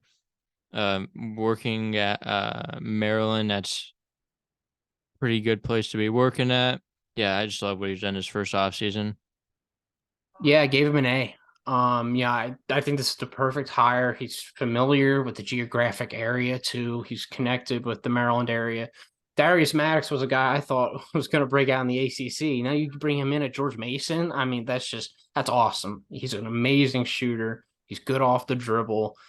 He got hurt, I think, or something at the middle of last year, something like that. And he'll have a much bigger offensive output, because that was definitely a problem at Virginia Tech. He wasn't getting the shots that he should have. So he's going to be awesome there. And they got some other pieces there that I really like as well. And I really think, going forward, he's really the guy. And I think he's an upgrade over Kim English. And obviously, as a coach, on the floor and on both ends, it won't be hard to be better than Kim English in that department either. So, Wow. yeah. So, no, definitely recruiting wise, it's hard to beat Kim English, but he's done a great job picking up right where he left off. and probably gotten even better talent. Honestly, I feel like George Mason upgraded, and George Mason's another really storied program with under Jim Larinaga, and to get them back in the relevancy where they belong, it would be really cool.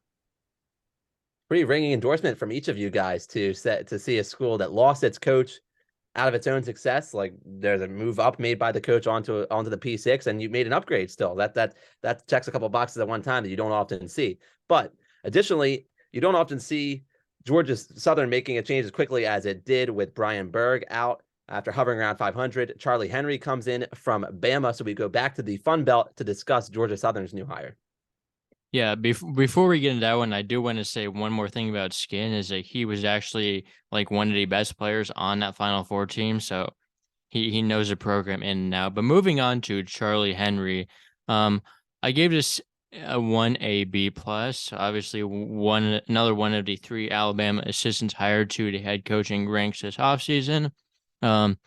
He has some NBA assistant history. He was worked with Hoiberg pretty closely, also head coach of the Windy City Bulls, the Chicago Bulls G League affiliate for a little bit. So head coaching experience at any level, especially when it's like pro guys, says something, even though G League coaches probably like don't really do much. But still, he's done some solid things at Georgia Southern this offseason, earns me a solid B+. Yeah, I definitely think a change needed to be made there. I feel like they had a lot of talent with Jalen Finch and Sarasov there. I feel like they should have done something, and they had a lot of like 5 or 6 seniors. They were one of my sleeper picks in the Sun Belt that didn't really go right. So that was kind of disappointing. So it was good for them to really get a really formidable hire. I love seeing Power Five assistants, get a good mid-major job, and I feel like Georgia Southern can be. They're in a good recruiting area near the Atlanta area as well. And I feel like they can be a formidable program. I feel like, is Jalen Finch still there? I don't know. I feel like he just was kind of old, so he might be Yeah. They done. had a lot of seniors on that team. He might have been one of them. I know Sarasov just transferred. He was actually, I Yeah, think, a junior. yeah, he was good. He Jalen was Finch he was is their best done, I player. think. Yeah, no, Sarasov is somewhere else now. So they Mm, probably don't have a ton right Duquesne. now. Yeah, Yeah, he's at Duquesne. Oh my gosh, I actually love that move for them. yeah, But I like him. anyway, But so I feel like going forward, yeah, they're starting kind of at ground zero, but that's part of being a coach. Sometimes you got to build right from the foundation and plant your foundation and go from there. And I feel like he's at the right job where he can do that. yeah, I might have missed it. But what was your grade? So I gave it a an A-. My bad. Yeah. Austin, I know you're glad we're getting to Green Bay up next because this is a job you're waiting for it to get open. Green Bay fills its spot with Sundance Wicks. Yes, this one happened. The not the hire, but the fire happened in the middle of the season. Um, with Will Ryan, who was like a terrible coach. Link Darner should have never been fired in the first place. Side note on Link Darner, I saw Amari Davis followed him to the University of Tampa where he's coaching now, which is that's fun. Like, I mean, that also shows how much like he actually connected with his players and why he shouldn't have been fired. But anyway, yeah, I gave this an A-. He's just has lots of coaching experience in general. His 2 seasons at Missouri Western, who are like Northwest Missouri State's little brother, kind of we beat them in everything, which just had to throw a little bit of shot in there. But he won compared to the what the program had been doing like before he got there. So even though his record wasn't amazing, like he elevated the level of that program. I do really like what Wyoming has done in the past few years. He was on staff. This year doesn't count with all the injuries, but yeah. So to sum it all up, I gave this one A-. I also love that he got Noah Reynolds to follow him. I know, of course. I mean, that's a big time talent to be bringing into the Horizon League, who's actually, the Horizon League's talent level has definitely jumped with Youngstown bringing in the players they have recently. So, I gave this hire a B+. With the work he's done in the portal, I didn't really know a ton about him. I saw he was on Wyoming staff under Wyoming's coach there, Jeff Lindell, I believe his name is. But yeah, Linder. so Linder, yeah, close enough. But Anyway, yeah, no, he's done a good job there at Green Bay. Green Bay, I think we all knew it used to be really good like a couple years ago, and that unexpected firing, definitely set them back. So to kind of get them back on the right track is good here, and I feel like they've done that. And maybe they won't be in the basement with the IUPUI anymore. Yeah, they also got another D2 kid in Rich Byer, who I really think is going to be a good player there. Oh, that's good. So I gave him a B plus. Austin, you're going to know the name pretty well that went over to High Point. Alan Huss goes over from Creighton. High Point gets its guy. A High Point attractive spot in the Big South. Didn't necessarily, it was it starts to took a little bit, but High Point lands on Huss.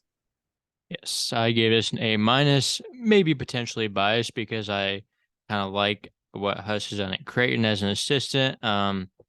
Yeah, but High Point is a place you can like really win. Like they have some good facilities. They have a lot of money in that university. So if the cards are played right, he can absolutely win there. His transfer class has already been promising. I was talking with Kyle earlier today about how they got Liam McChesney, the Illinois State big. But yeah, he should be good there. He's kind of been a development guy at Creighton the past few years, which I think they've been one of the best programs in the country at. So I really do like this hire.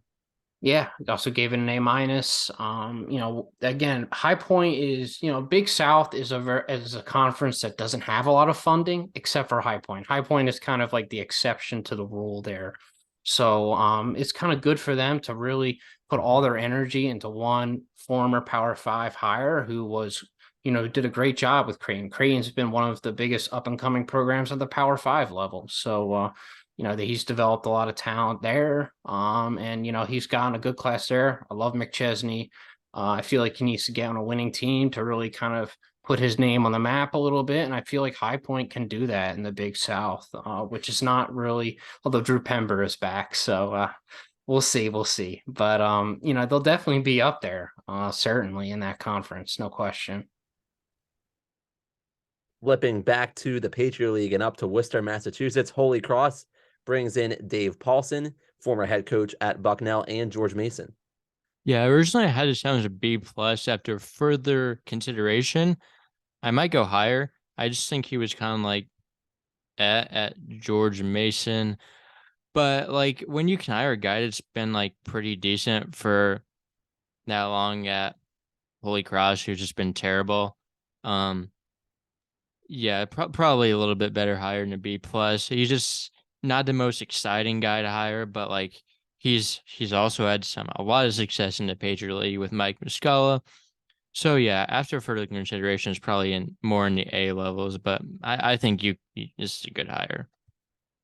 Yeah, I did rough research on him and probably set the bar a little too high for Holy Cross to see. But upon further review and going deeper into it, I feel like he's definitely worth like a B minus. You set the bar pretty low for a program like Holy Cross, but to even get a coach with any like relevant program like George Mason back when Bucknell was decent, again with Mike Muscala, who's obviously an NBA talent. To have him have some experience with some good players, I guess it's a positive for Holy Cross because you really can't do any worse than Holy Cross is doing. They're definitely in the Cal State Northridge of echelon of programs. They're definitely pretty far down on that pyramid. So you know what, pretty decent hire for them. I'll give them a B minus. Flipping it back to west. I mean, I call this Big Sky Country, right? Still conclude Idaho and Big Sky Country, Big Sky Conference at least, where we have Alex Pribble coming in to lead the Vandals, say team that needs a turnaround in record on the floor, but there are new facilities in place. What do we make of Pribble to Idaho? Well, I love this hire. I give it an A. Like Idaho is another place. It's kind of similar to High Point, where like they have all that you need to win. Like it just hasn't happened under the previous coaches. Zach Claus was pretty bad. But yeah, Purple really won the D2 level. He took an assistant job at Seattle, where they have really elevated, say, their program over the last 4 seasons. So like, I really like this one. I give it an A. Yeah, I mean, I gave it a B at first, but then I remember this guy was an assistant at Seattle, so I think he deserves an A minus. Like Seattle's been one of the biggest turnaround programs in the last couple of years. One of my favorites to watch. Maybe not this year, but the year before that, they were really fun with Cameron Tyson and all those guys. So to get somebody like that, and again, I seen like I was watching one of the games where they were playing at Idaho, and I see like, why is this arena so nice? I'm like, it has no business being this nice, and I'm like, they need to get like some good coaching in there, and they've been able to put up points defense just by looking at box scores and just following them along this season because I can't watch Big Sky basketball. Big Sky basketball makes me stab my eyes out. But anyway, so just seeing that, I feel like they need somebody who can help them out defensively. But no, it's definitely a very winnable area, a very good comparison to High Point, kind of, a low funding conference, but a team that's, got pretty good funding, period. So I feel like they can make it happen there. And, getting a good guy from Seattle who's had experience there as an assistant, good at the D2 level. I mean, that's as good as you're going to get for Idaho, honestly. If they can't turn it around with him, they might need to look at themselves in the mirror a little bit. Yeah, they had no business being as bad as they were last year with Isaac Jones and Devontae Moffitt. So he should be a coach that can actually put that talent to winning. Turning our attention to the Southland, Incarnate Word, UIW remained in the Southland, hashtag Southland strong, but they did not remain with their head coach, as the new head coach for the Cards is Shane Ehrman. Yeah, I don't really know what they were doing with this one. They hired a guy that was the assistant at Central Michigan who sucks. The guys he's coached under are Dave Lato and Tony Barbie, who is not really the coaching tree you want to hire off. The one upside, there's a few upsides. The upsides are that he's young and that he was head coach of Walu for like 3 years. So he's really worked with a lot of guys that are in NBA now there, but like I don't know what they're doing with this hire. Like, so I give it a C minus. Not really who you want to hire from a college perspective. Yeah, Incarnate Word also sucks though. So I gave this one an F. I don't think you could do any worse than what they did here. I mean, he has DePaul experience and Central Michigan experience. Like, this is by far like I looked at this hire. I'm like, did they somehow get worse? And I think they really might have. Like, oh gosh, I don't really know. Like I get the bar's low at a program like Incarnate Word. And there were talks, and I'm like, they're actually a pretty decent football school. It's just not the same in oh yes, basketball. I can confirm. I can confirm that on the Um football side. it's just yeah, not the same in the basketball department at all.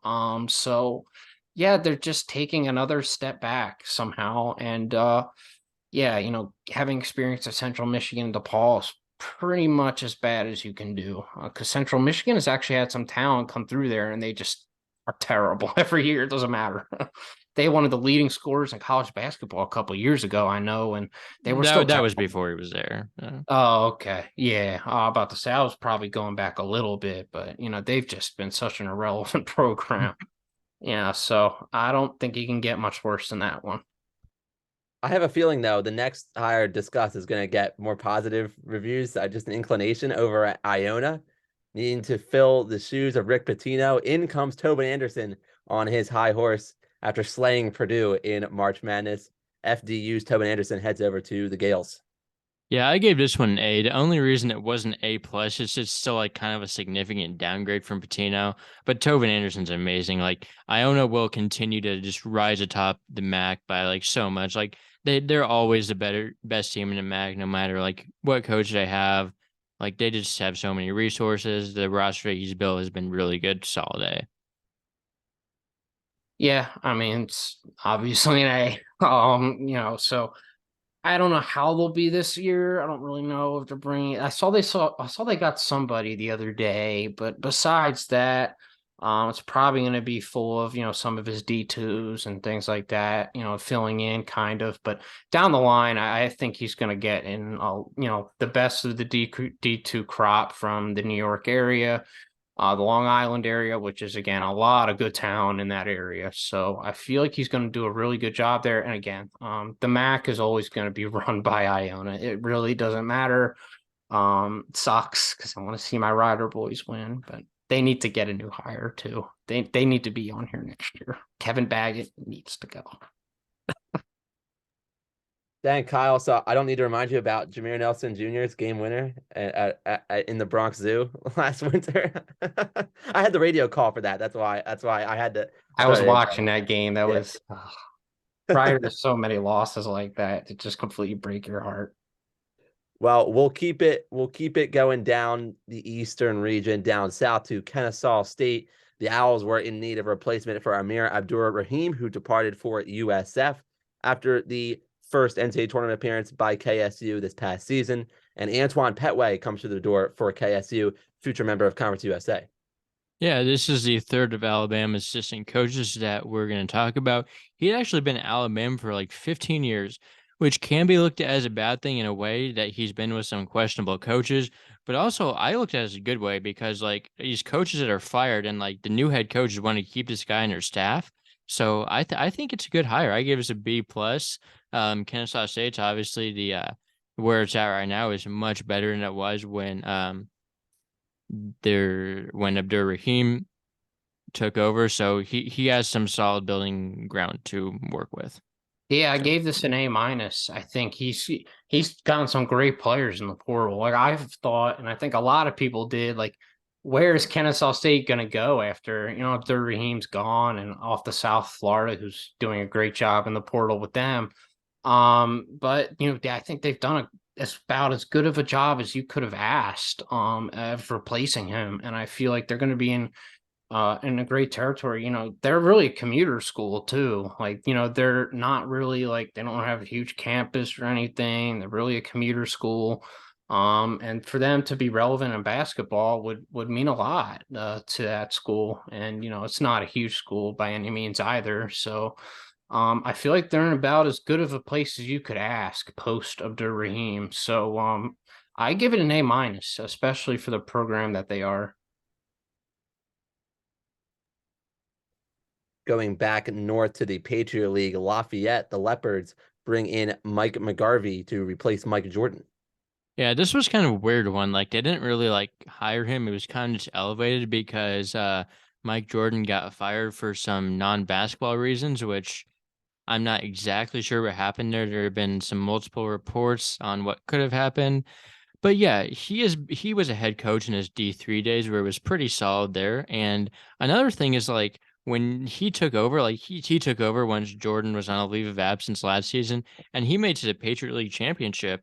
So in those short sample sizes that he coached, like he did some damage. So B plus, I think this is absolutely the right move to make. Yeah, no, I gave it a B. I feel like, amidst the circumstances at Lafayette, I don't even think they really needed a new coach, but then all that stuff came out and I was like, yeah, they gotta shuffle the deck and find somebody, which can be hard in the Patriot League. You don't really have a ton of candidates. So I feel like they made the best of a bad situation. And yeah, no, Penn State got a guy from there, and Leo Doyle is my profile picture. So, I got to show some love there and give him a good grade. Yeah, I mean that Lafayette makes a promotion in a funky situation, and John Gallagher, he emerges from a funky situation to get a D1 head coaching job at Manhattan. Gallagher, the now former coach of Hartford, who's on its way to Division III. Gallagher finds a way to stay in D1. You're with the Jaspers. Yeah, I gave this a B plus. He was building something at Hartford before he absolutely got screwed. It was so unfair to him what happened. So yeah, a lot of people don't like this one because they wanted the interim coach Rashawn Stores to stay the head coach, but I don't have a problem with that because like Manhattan was like all super seniors, so like who cares? Like none of the good players from last year's team are even there anymore. So I think it's a solid B plus. I think he was really building something at Hartford. Yeah, I agree. I gave it a B plus as well.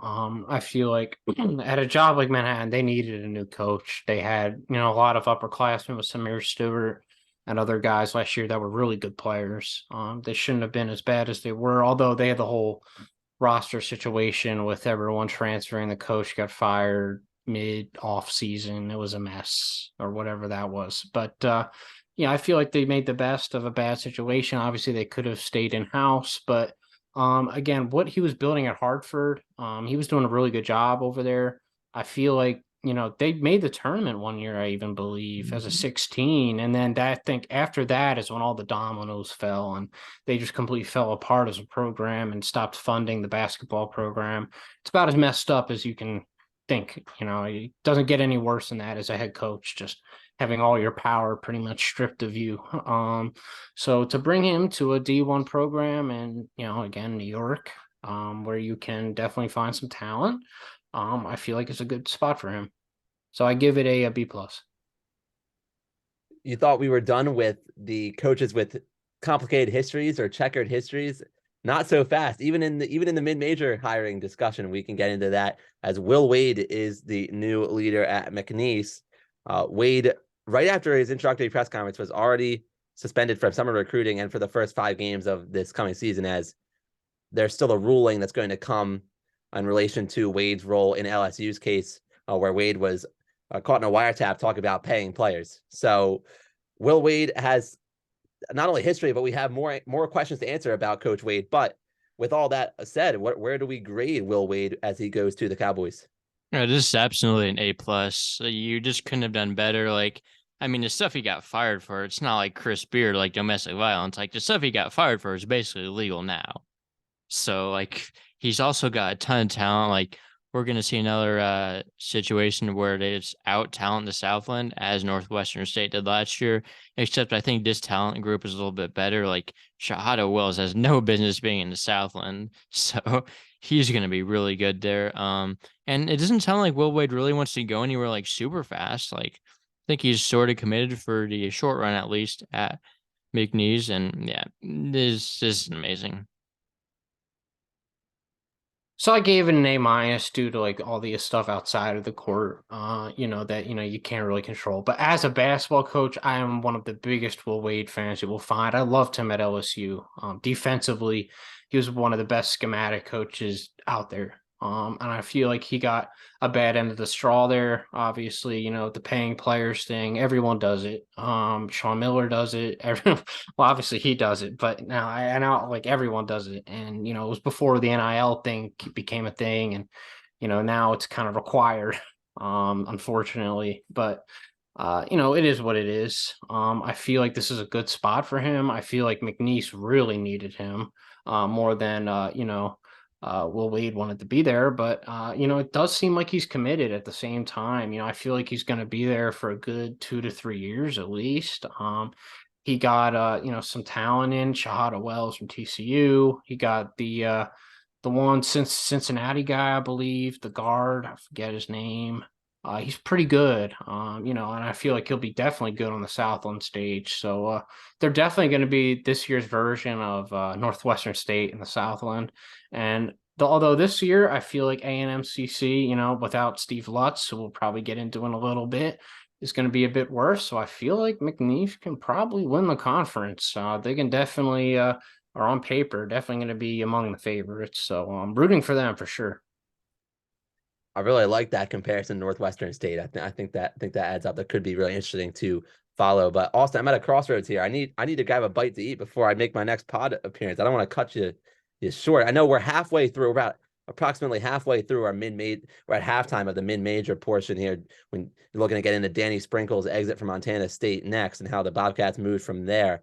But I need to run here soon, Austin. I don't know if you guys want. Do you guys want to take the 2-man game to the finish line? How do you want to play this? We could. Yeah, I think we could just finish it out.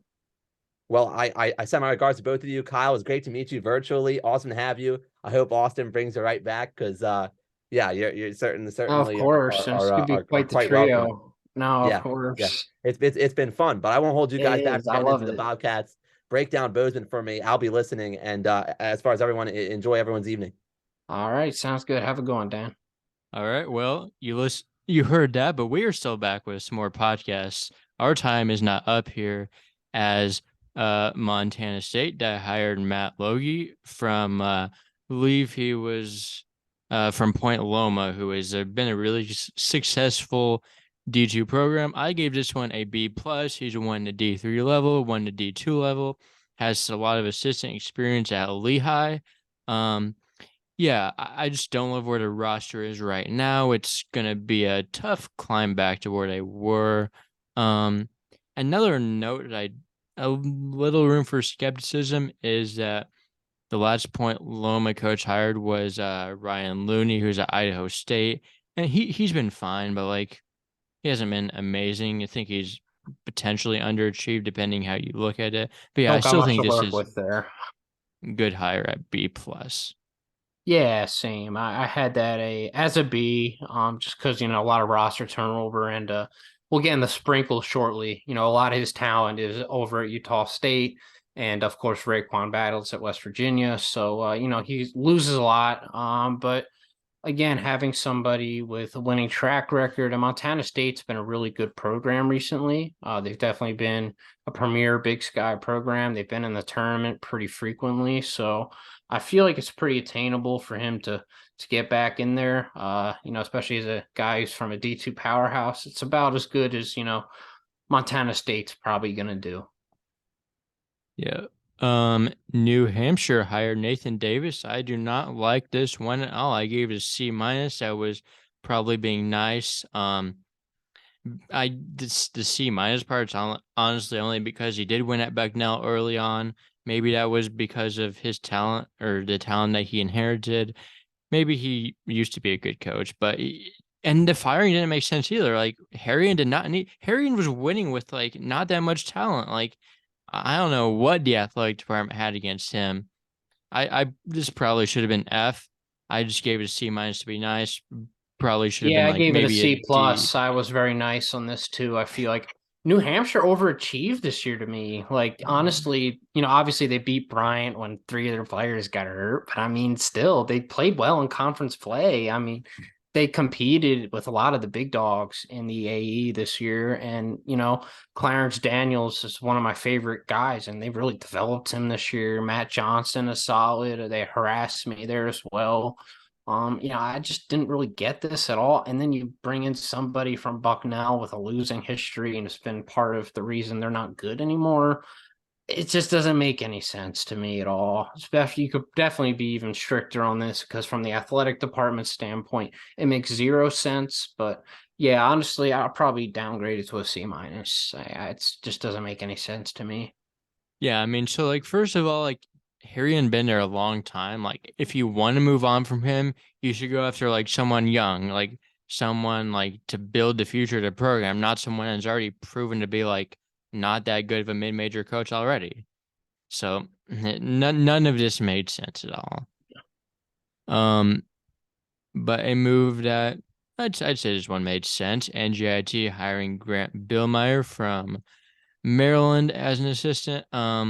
Yeah, I think I give it a solid B plus. Has worked with Kevin Willard for a long time, familiar with the area. I think it's a pretty solid hire. Same. I gave it the same grade, B plus. I feel like for NJIT, they needed a new coach. That guy there was, and I watched a couple of their games. He was unbearable to say the very least. They didn't play defense. They would take very bad shots.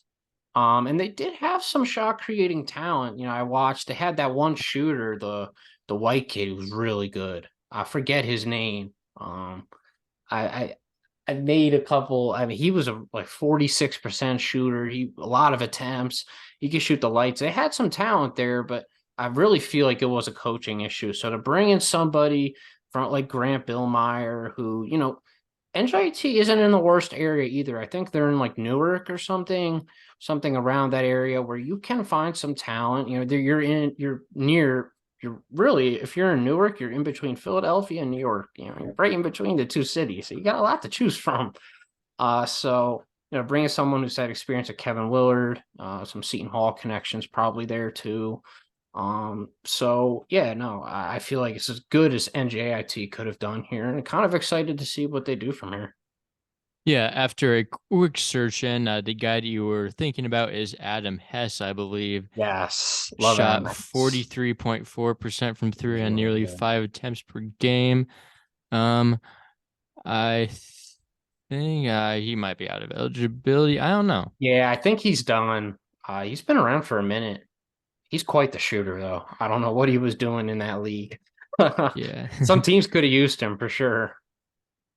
Oregon. He might have a year left. I don't know if he's using it or not, but yeah, Right. either way, going on to our next hire, which is Jason Hooten. New Mexico State is here for a second straight offseason, but they will not be here anytime soon because Hooten is fantastic. I gave this an A.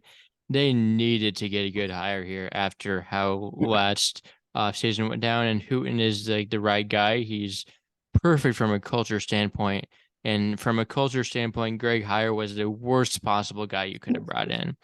And yeah, Putin has never been able to quite get into the tournament, but I think that could change. New Mexico State is getting back to their ways of getting talent too. They got Femi Odukale, they got Jordan Rawls. They've also got some other guys who I They cannot got think of off the top somebody of my else head, too. but Yeah, no, they've been picking up. It's like this whole thing didn't even happen. They have all this Power Five talent right back at their disposal. So, I love Jason Hu, and I think they kind of made Sam Houston was one of the stories of all of basketball to start the season with wins on the road at Utah and at Oklahoma. What he was doing there was just so impressive. Defensively, really good coach. He's had Qua Grant this year, Savion Flag. He's had some really good talent there. I feel like the region hasn't been able to make it. The WAC's actually been a pretty deep conference the last 2 years. There's been a lot of good basketball teams in that conference, and Sam Houston State was one of them. But there was a lot of talent in that conference that comes from Power Five schools. So I feel like at New Mexico State, yeah, you're still in the WAC. they're, But they're now in the you're Conference USA now, I think. oh, they moved. Yeah, Interesting. they and Sam Houston. Wow, that's a good move for them. I kind of like that. It's a step up for sure, but I think long term they're cut out for it. They'll definitely be able to at least not be at the bottom. So that's good. So no, I like that move for them a lot. And no, Hooten's again probably the perfect guy to really just kind of rise from the ashes for what was last year and the last couple years, honestly, off the court at least. Yeah, another guy they got was Brandon Suggs, who I really Yeah. liked at East Carolina. He was at UCF this past year as well. He was decent, but yeah, like they have talent, and they also got rid of like everyone that was a problem from last season. So I think it'll That's just be good. like this last year never happened. Yeah, honestly, it really feels like they did a clean sweep somehow. Yeah. Nichols hired Tavon Sadler, and I gave this one a B. Um, he doesn't even have like any actual like assistant experience. He was the director of basketball operations at Maryland, but then all coaching grades are kind of like based on a certain like based on what they can get. So I was kind of high on this one a little bit because I mean Nichols has like no money. Like their head coach who had been winning like left to be an assistant. I mean he did go to Alabama, but like he was a phenomenal coach at Nichols. He So like was. I loved him yes, he will be on this episode next year. Like we will be talking for about sure. who hires Austin He's Clonch next he's year. definitely one of the most unique coaches I've seen in the country. You watch Nichols play this year, you're in for a unique experience. He has an identity as a coach. Offensively, they just run. And sometimes, the basketball purists out there, oh, they're just running and chucking up 3-point shots. But like the same time, like they have the guards and the high octane offense to make it work. And the rest of the conference just doesn't have the defenders to really keep up with it. So it worked for them really well. Obviously, when you play at that fast of a pace, you're going to give up points. But, defensively, you would have loved him to be better. But this hire didn't really do much for me either. I put it at a C plus, honestly. Sure, Nichols can't do a lot, but definitely a big downgrade from losing that guy to Alabama. And I think he fits perfectly on Nate Oates' staff. I think Oates was really seeing what he did here in Nichols, and he can really bring another element to his offense. That and Oates is an offensive coach to begin with, and loves threes and layups. And this guy fits that personnel completely. Like that's his philosophy. So I really feel like that hire works for Alabama. But Nichols definitely gonna miss him. Yeah, he's also the youngest coach in That's college right. I think. basketball. Sadler's 28, which is young. So, Phew. and I mean, Clunch also probably like picked him in a way, like Yeah. so. Yeah, and he was a former player there. I think he was a pretty good player at Nichols. So there are reasons to be excited, but like, I mean, you can't really be mad at his hire when Nichols has like no money and their Yeah. No, coach is that's just pretty bad. walking away to be an assistant. But Yeah. yeah. Um, North Carolina A&T. I wish we had Dan on still for this one because they hired Monty Ross, who was formerly at Delaware for a long tenure. Um, I gave this a B. He was kind of up and down at Delaware, kind of ended badly. Yeah. He's familiar with the conference, not really familiar with the region, since like he's more up in like the like Delaware area, like the New England area, Hmm. more than he's familiar with North Carolina. But I still think it's fine. He has a lot of head coaching experience, which is nice. So I settled on a B. Yep, that's exactly where I put it. I put it right at a B. Again, up and down at Delaware. It kind of sums up Delaware. I feel like they should have done a lot better this year. Jameer Nelson Jr., you Jair Davis, you had, other guys that I feel like weren't terrible either, and Christian Ray, and guys that are former pretty big prospects as far as mid-major level goes. So no, I feel like they could have been better. I don't know how much he would have played in part in that, and he's not really familiar with the region. That's what really stuck out with me. He's from Delaware. You're going all the way down to NCANT. Obviously, he's familiar with the conference. That kind of helps, but yeah, I just put this as one of the mediocre ones, just right at B. Yeah, I still don't know why they fired Will Jones last offseason. I feel like that was kind of working there. Yeah, the year before last one is kind of hard to think of where. Oh yeah, no, they were good in the Big South tourney. Yeah, that's when they were in the Big South and then moved to the Colonial. No, they were actually pretty good in the Big South. They beat Winthrop or some good team in that tournament. They won a game or two, I think, something. No, they were going somewhere, and then this year they were just so mediocre. I don't know. Yeah. Obviously, they're in a transition phase, new conference and everything. So. Yeah. Um, North Texas hired Ross Hodge. I give this an A minus. I really like this one. He's been with McCaslin. Like he has been McCaslin's associate head coach since McCaslin was at Arkansas State. So like you just can't really do anything different or better in this. He should be just he should be just carrying on the same thing in North Texas. North Texas has got some guys this offseason too. I know they got CJ Nolan like yesterday. Trying to think of the other guys they got, but they got some JUCO guy who was really good. Jason Edwards, I think is Also, no. Yeah. his name. Yeah, they got like John Buggs, Robert Allen. So he's gonna No, be I liked that hire a lot. I feel like the Grant McCaslin coaching tree could be something of a thing in the future, and I feel like he'll be the first member of it. So I feel like North Texas is still in a great place. I know North Texas fans, I have a couple of them that follow me, are pretty bummed, of course, but to know how good Hodge will be, and he's already bringing in some solid talent for him. So it's about all you can ask. And with a Grant McCaslin assistant, you're going to overperform. You're going to be better than your roster says you are. So their middle name is overperforming, so they should be just fine even in the new conference. yeah. What grade did you give this one? I So don't I remember. gave it an A minus. Yeah. Let's see. The next hire will be Rick Cabrera, who was hired at Northwestern State after 1 year of Corey Gibson. I give this one a B plus. I'm honestly glad that JUCO coaches are still getting hired and that Greg hired didn't just like ruin JUCO coaches forever, which is kind of nice. Cabrera obviously coming from JUCO which is why I say that from Tallahassee Community College, which has been one of the best JUCOs, has really produced some guys.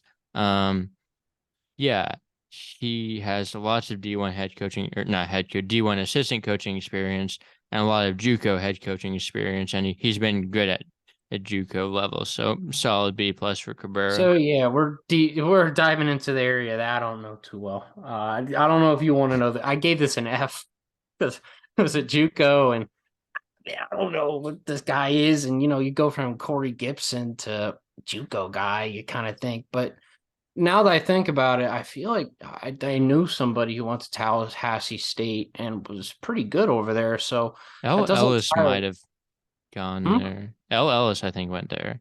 Yeah, and Maybe. Adrian Tracy, maybe he was No, down he went to south somewhere. Florida Southwest. Some Florida Uh, JUCO though. He yeah, was, I forget what it was, but he was down there too. So I guess if he's a good JUCO guy, then that's probably as good as Northwestern State's gonna do. So I respect your grade for it. We'll stick with that. Not my F. We'll leave the F to wherever else I gave that other hire who was really bad from yeah. earlier. That So one was really bad. oh, But yeah, that was awful. yeah. Speaking about Oregon, you mentioned Jadrian Tracy. I was doing some research and saw that Northwestern State they got Addison Patterson. That's a name I have Oh, not heard in a long time. right. I know, blast from the past. Right. Yeah, yeah, absolutely. I'm interested to see if he just kind of like fell off the face of the earth for like 3 years. Yeah, But honestly, yeah, sometimes it can be like that. because I think he's coming from the JUCO with Cabrera. So Right. You yeah, remember that guy, Seventh, who used to play Seventh Woods? Talk about someone who just falls off the face of the earth, yeah, goes from being at the bench of like North Carolina to not even playing at Morgan State or whatever. yeah. He did have one of the best high school mixtapes of all time. Now, That's true. That's true. That's worth something. That's yeah, certainly worth something. yeah. Oral Roberts hired Russell Springman. I gave this one a B plus. I like it. He was at Texas with Rick Barnes for a long time. Also worked a little bit with Billy Donovan, which is always someone good to work under. Yeah. Obviously you're not gonna have Max Asmus anymore, but I think the program is still has some of that momentum going, and I think They just they got somebody should. too. I forget. They literally just got somebody pretty good too, like Did 2 or 3 days was it the ago. international guy? No, I know it they got just like an seemed, international guy that people like. They got yeah, some they just high got major somebody. rejects. I know they got like Jalen Yeah, Miller and Braden Moore, who are both high major rejects. might have been Jalen Miller. I don't know, but they have some. They actually do have some talent this year. He's done a good job of reloading. I gave him a B plus too. It's just when you lose Paul Mills, you're losing an elite coach. Yeah. And you just gotta plug him in with somebody who's got a lot of D1 experience at the Power Five level, and that's exactly what they did. So I feel like they did as good as job as you can ask for. Yeah. Did they get Kareem Thompson to withdraw from the portal? I don't know if that's what you might be thinking Yeah, about. I don't. I forget the guy's name. I have to look. I might look right now. I'll get back to you if I find out. All right. Well, we're gonna move along to another hire that I did not like, which was Quinnipiac hiring Tom Pecora. Hmm, I don't know what they were doing with this one, honestly. Like, Baker Dunleavy left and they just like hired without making a search, and I think people would have won this job. And right. instead, you have a guy that's proven to be like not that good of a D1 head coach. He has experience, but still definitely one of my least favorite hires of the cycle. Yeah. Where was he coach at again? He was an assistant. Like they just like Dunleavy left, and they just like, well, you're the head coach now. Like in Yeah, like he had some good right away. assistant experience on paper. It's why I gave him a high grade, but you probably know more about him than I do. I gave him a B plus just because CBS made it look like it was this great hire.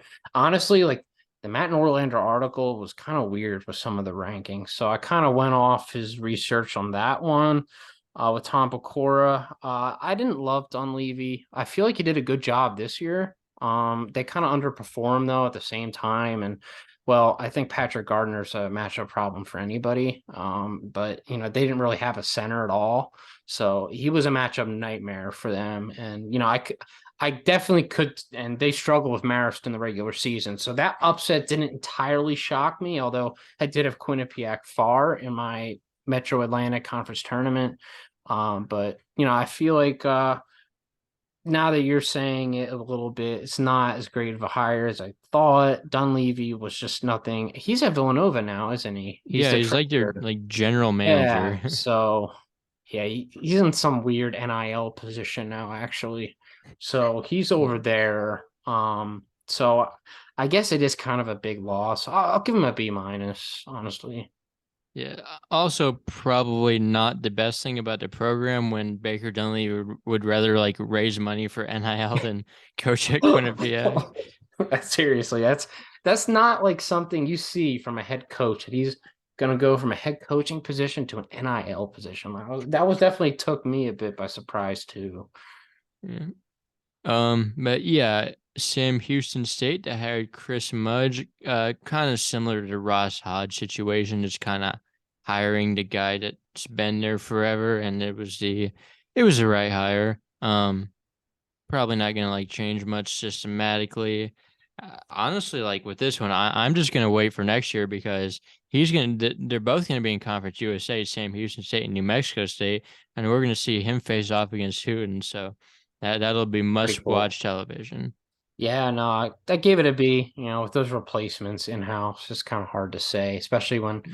they're part of the same coaching tree. They have a lot of the same characteristics. You know, they know each other's sets and all those kind of things. So you kind of have to learn about who the coach is over the years before you can really say, you know, especially from the same coaching tree, being under someone for so long, and we don't really have anything really to go off of for guys like this. So, you know, you just give them a medium grade and hope it ages well, and I feel like it will. Hooten definitely put a good foundation in place for Sam Houston going forward. Yeah, next one we have South Florida who hired Amir Abdur-Rahim, and this is my last A plus of the day. You just can't get any better than this. He just turned Kennesaw State into one of the worst teams in D1 to like a team that nearly won a game in the tournament. So he's a phenomenal coach. Was in the mix at Georgia Tech, I know. So yeah. Yeah, I mean, I don't know how you can't give this one an A plus. I mean, he's getting all the respect he deserves and has been deserving for a little bit now. You know, what he did with a small team, you know, they didn't really have any big men. They were scrappy on the glass. And I just love his offense, you know. Don't really have a ton of set plays, really, but he makes sure he gets his right personnel so they can really space the floor and just they can create their own shots. All of them are great shot creators. You know, they all space the floor out. They let each other create. They don't clog up the lane. I love that, and that's why they were so hard to guard. Xavier couldn't. Granted, Xavier can't defend anybody, but last year, but you know they could not guard them, and you know Kennesaw just went ice cold those last couple minutes, and that always hurt. But you know what he's done, bringing most of those guys to South Florida with him, Chris Youngblood, other guys, and they also brought in some other Atlantic Sun guys like Jose Placer, who I love. He's there as well from North Florida. So I feel like, and they just got somebody the other day too. They're still Malik getting guys. Ewan. Yep. He's somebody from Ole Miss, correct? Yes. One of their Didn't play former much their big. freshman, but was like top 100. So Right, you know, I mean, you just take a waiver on him, and especially with Abdur Rahim, who's not huge on big men, it's good to see him finally go out and get a big, you know. So, you know, I feel like South Florida is going to do really well in the American this year. I definitely feel like they're going to compete right away. yeah, weaker American too, so that gives more of Oh, an of opportunity course, to contend. they'll be top four, top five. I don't see why they wouldn't be. Yeah. Southern hired Kevin Johnson. I gave this one a B minus.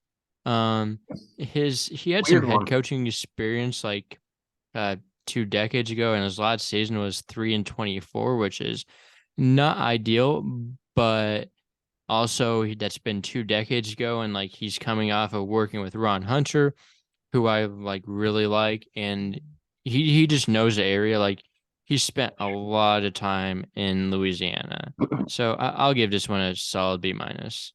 Yeah, that's the reason I gave it a B. I don't really know why Southern fired their coach. I mean, they were a pretty consistent team the last couple of years in that conference. Yeah, they choked in the conference tourney, but they were in the SWAC and everything's run through Norfolk State. You know, it's just it's always going to be that way. Oh well, now that Joe Bryant Jr. is gone, I think it might not be. So that's I good. believe Norfolk State isn't a MEAC, Oh yeah, no, I but use that. It's Texas Southern's the one that kind of Oh goes to yeah, tournament it's every another one year. of those teams that Yeah, just it's the same thing. dominates, right? HBCU. Yeah. Anyway, yeah. So I definitely feel like they should have kept him. But that's just me saying that. As far as this hire goes, yeah, it stood out to me. He was with Ron Hunter in Tulane for a little bit, so he knows the Louisiana area well. So that's important. There's definitely some talent to be had down there, especially in the Mississippi area too, the Gulf area to begin with, Eastern Texas as well. So, for hires like that, I feel like at the smaller mid-major levels, you just gotta get the guys that are familiar with the region. That's the most Hmm. important thing to me. Yeah. Um, well, it's interesting you say that because our next hire is Rob Jeter from Southern Utah, who, as far as I'm concerned, has no connection to the region at all. Yeah, Um, I think I had that too. Yeah, yeah, I gave this one a C because I think he's like a decent coach, but like this is a terrible fit, I think. Like big he's a downgrade. fine coach. Like I think he overachieved the past season at Western Illinois, given they didn't really have any talent outside of Massner. Um, but yeah, like he's just not a Utah guy. Like I don't know that he's ever been like in this part of the United States. So it's a Yeah, little that odd stood from out that to me perspective. too. That's why I gave it a B minus. I probably should have been even stricter on it because I don't really love him as a coach, especially when it comes to defense. Defensively, they were just an absolute mess. They did overperform last year, no question about that. They had some really good guards though outside of Massner too that I did like. So they did have some talent as far as the Summit League went. I feel like they were kind of disrespected a little bit in the preseason, but no, I definitely feel like it just makes no sense for Southern Utah to really grab someone from the Summit League who was in the middle of the pack. Like, Simon did such a good job, and that's who you're going to replace him with. And their coaching wise, like they're a lot alike. They're offensive coaches. They love the run and gun, but except you're getting like those same kind of coaches, except not from your region and from a much worse conference. So you're really downgrading in the competition level because the WAC is a pretty big step up from the Summit League, in my opinion. Like I think it's a pretty significant step up, especially in terms of depth. Like the Summit League is not deep anymore at all. So I just this hire made no sense to me. I gave it a B minus because he did technically overachieve this year, but I do have question marks about him as a coach a little bit. And I think, obviously region wise as well. Yeah, I mean, yeah, he was also like solid for a decade at Milwaukee, but like That's true. Yeah. it's just like such an odd fit that that's why I couldn't go any higher than a C. Yeah. Could have gone lower, but I think he's just like a decent enough coach that he's just Right. Yeah. I not gave him that some bad. benefit of the doubt. Yeah, this is a hire that you'll probably have some insight on. Temple hired Adam Fisher, who I mean, I don't think it's like this isn't a bad hire, but like, why did you not hire Matt Langle? Yeah. Like, That's what people are going to say. I get that's just that's my first thought. Like, that. yeah, like Fisher's fine, but like Langle was like, they should have hired Langle, and it's probably like diminishing my take on Fisher because I think Fisher's fine. Like he was an associate head coach at Penn State the past few years under Shrewsbury, worked at Miami under Larinaga for a solid amount of time.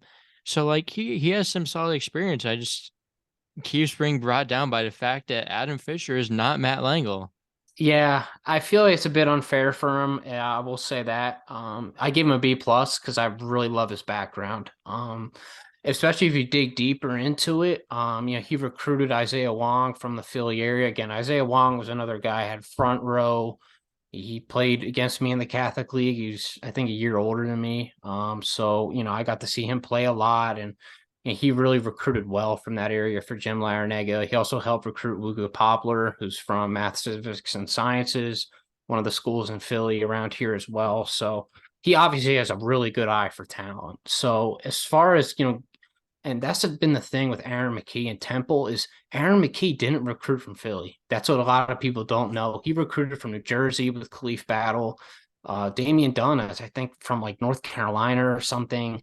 Yeah, it's just he was really weird recruiting wise. And Temple is like they're known as the Philly school. You know, they need to get that identity back. And Adam Fisher is, I know Matt Langle, didn't he play at Temple? Right.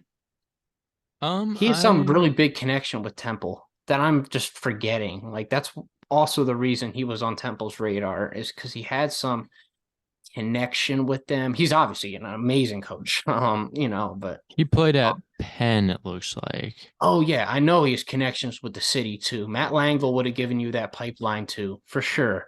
But Adam Fisher, especially, you know, nowadays, you know, he's really in tune with the talent in Philly.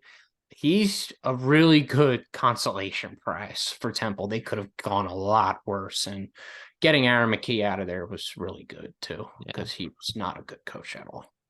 Yeah, I gave that one a B. Not sure if I said that yet, but Texas A&M Corpus Christi to hire Jim Shaw, which I also gave a B. I think it's solid. The internal move is kind of usually the way to go once a coach takes a promotion elsewhere. Mm-hmm.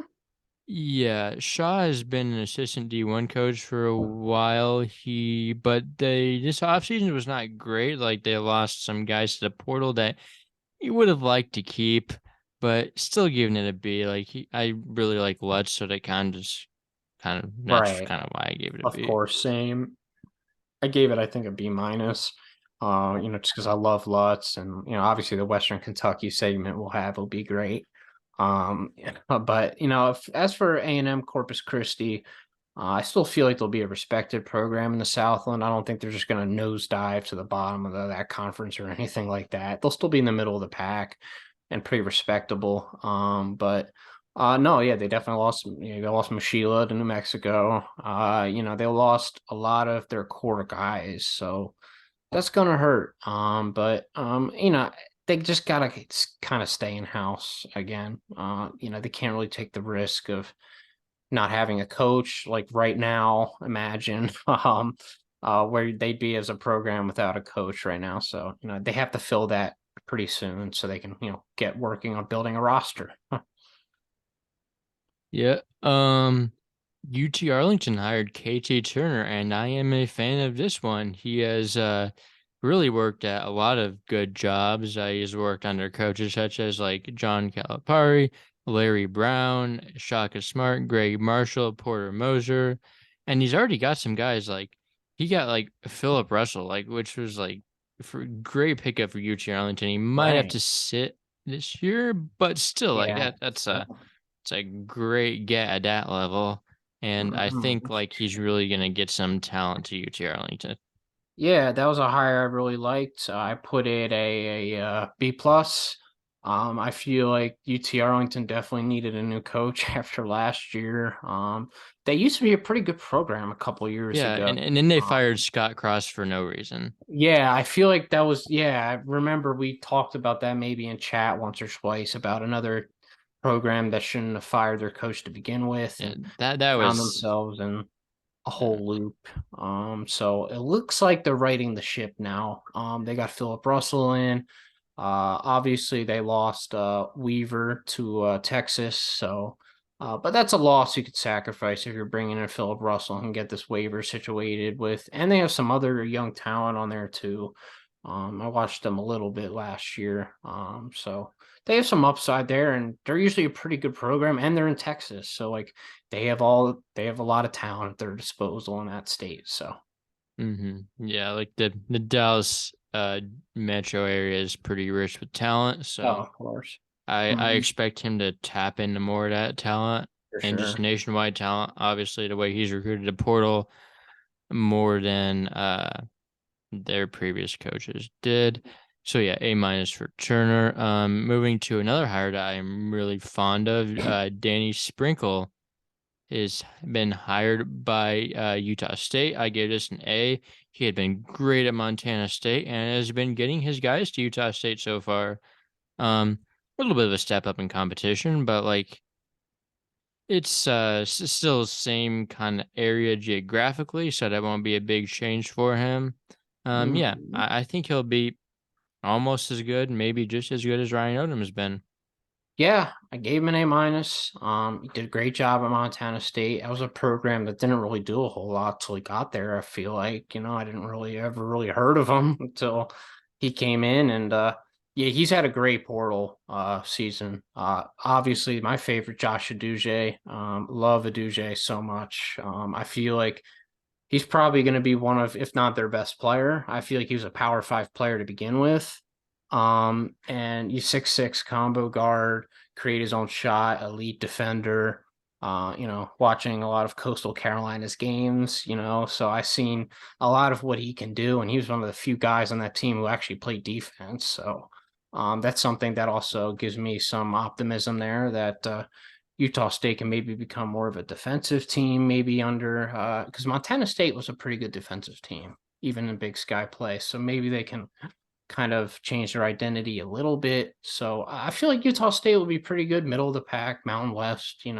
They won't be obviously in the tourney picture this year or anything, but they'll be competitive as always. Utah State's always going to be a tough atmosphere to play in, one of the best in all mid-major basketball. And they're always going to be a respected basketball school, and they certainly upheld that with this hire. Yeah, Utah State is, I would consider, more of a basketball school. And until you say that, I didn't even realize that they got Uduje. Like, I Yeah, didn't, I didn't even know that, but I know they got a lot of other guys. Like, they got Darius Brown, Montana State's Darius point Brown. guard. They also got Great Sobor, who was like their Montana State's really good backup big. They got They got that one D2 guard yeah, too, right? Javon Jackson. Javon Jackson is good. He sent He looks so Northwest Missouri nice. State home this year. He is good. He can really play. Has good size for his I feel Now the like when Mountain I West was will be interesting this year. There's a lot of mhm, players that are from D2 with Wyoming and Utah Wyoming State, as that guy. He's right? good. There's going to be a lot of guys that even the Mountain West community hasn't heard of, and Utah State Hmm. and Wyoming won't drop off as far as people think. That's for Yeah. sure. Well, Wyoming won't.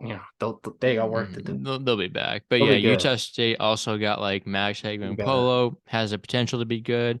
Oh You yeah, got that's right. Jackson Grant, former McDonald's All-American. He maybe has potential. They got Nigel Burris, the Big Sky Rookie of the Year. It's some talent from the portal that he can For really work sure. with. And I think with as good of a coach as he is, he can put it together. Not ideal that he has like no one returning, but I think Or he Tim really has Miles. some. Yeah. Tim Yeah. Miles has been done dirty. They're probably going to be the San Jose State of this year. Honestly, really overperform Yeah. expectations, things like that. So Yeah, I could see that happening, like in like top 100 range, but like not quite tournament yeah, range. yeah, I exactly. could definitely see that happening. Staying within the state, Utah Valley, they hired Todd Phillips, who is someone that is absolutely familiar with the area. Spent quite a bit at Salt Lake Community College, which they're one of the best JUCOs. Like they send Really. guys to D1s. Like they Jeez. sent like trying to think of some guys they had.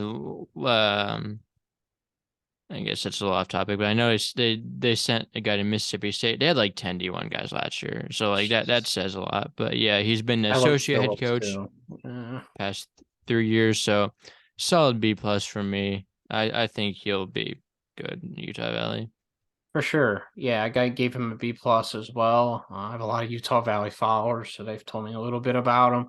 I feel like he's gonna be about as good a successor as you can hope for from Mark Masson, and they've gotten a good amount of talent. I've seen they've gotten some guys that they're slipping my memory right now.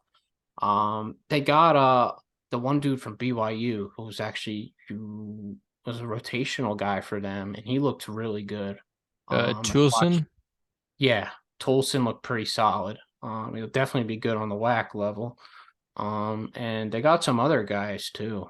So Utah Valley is always going to bring in talent.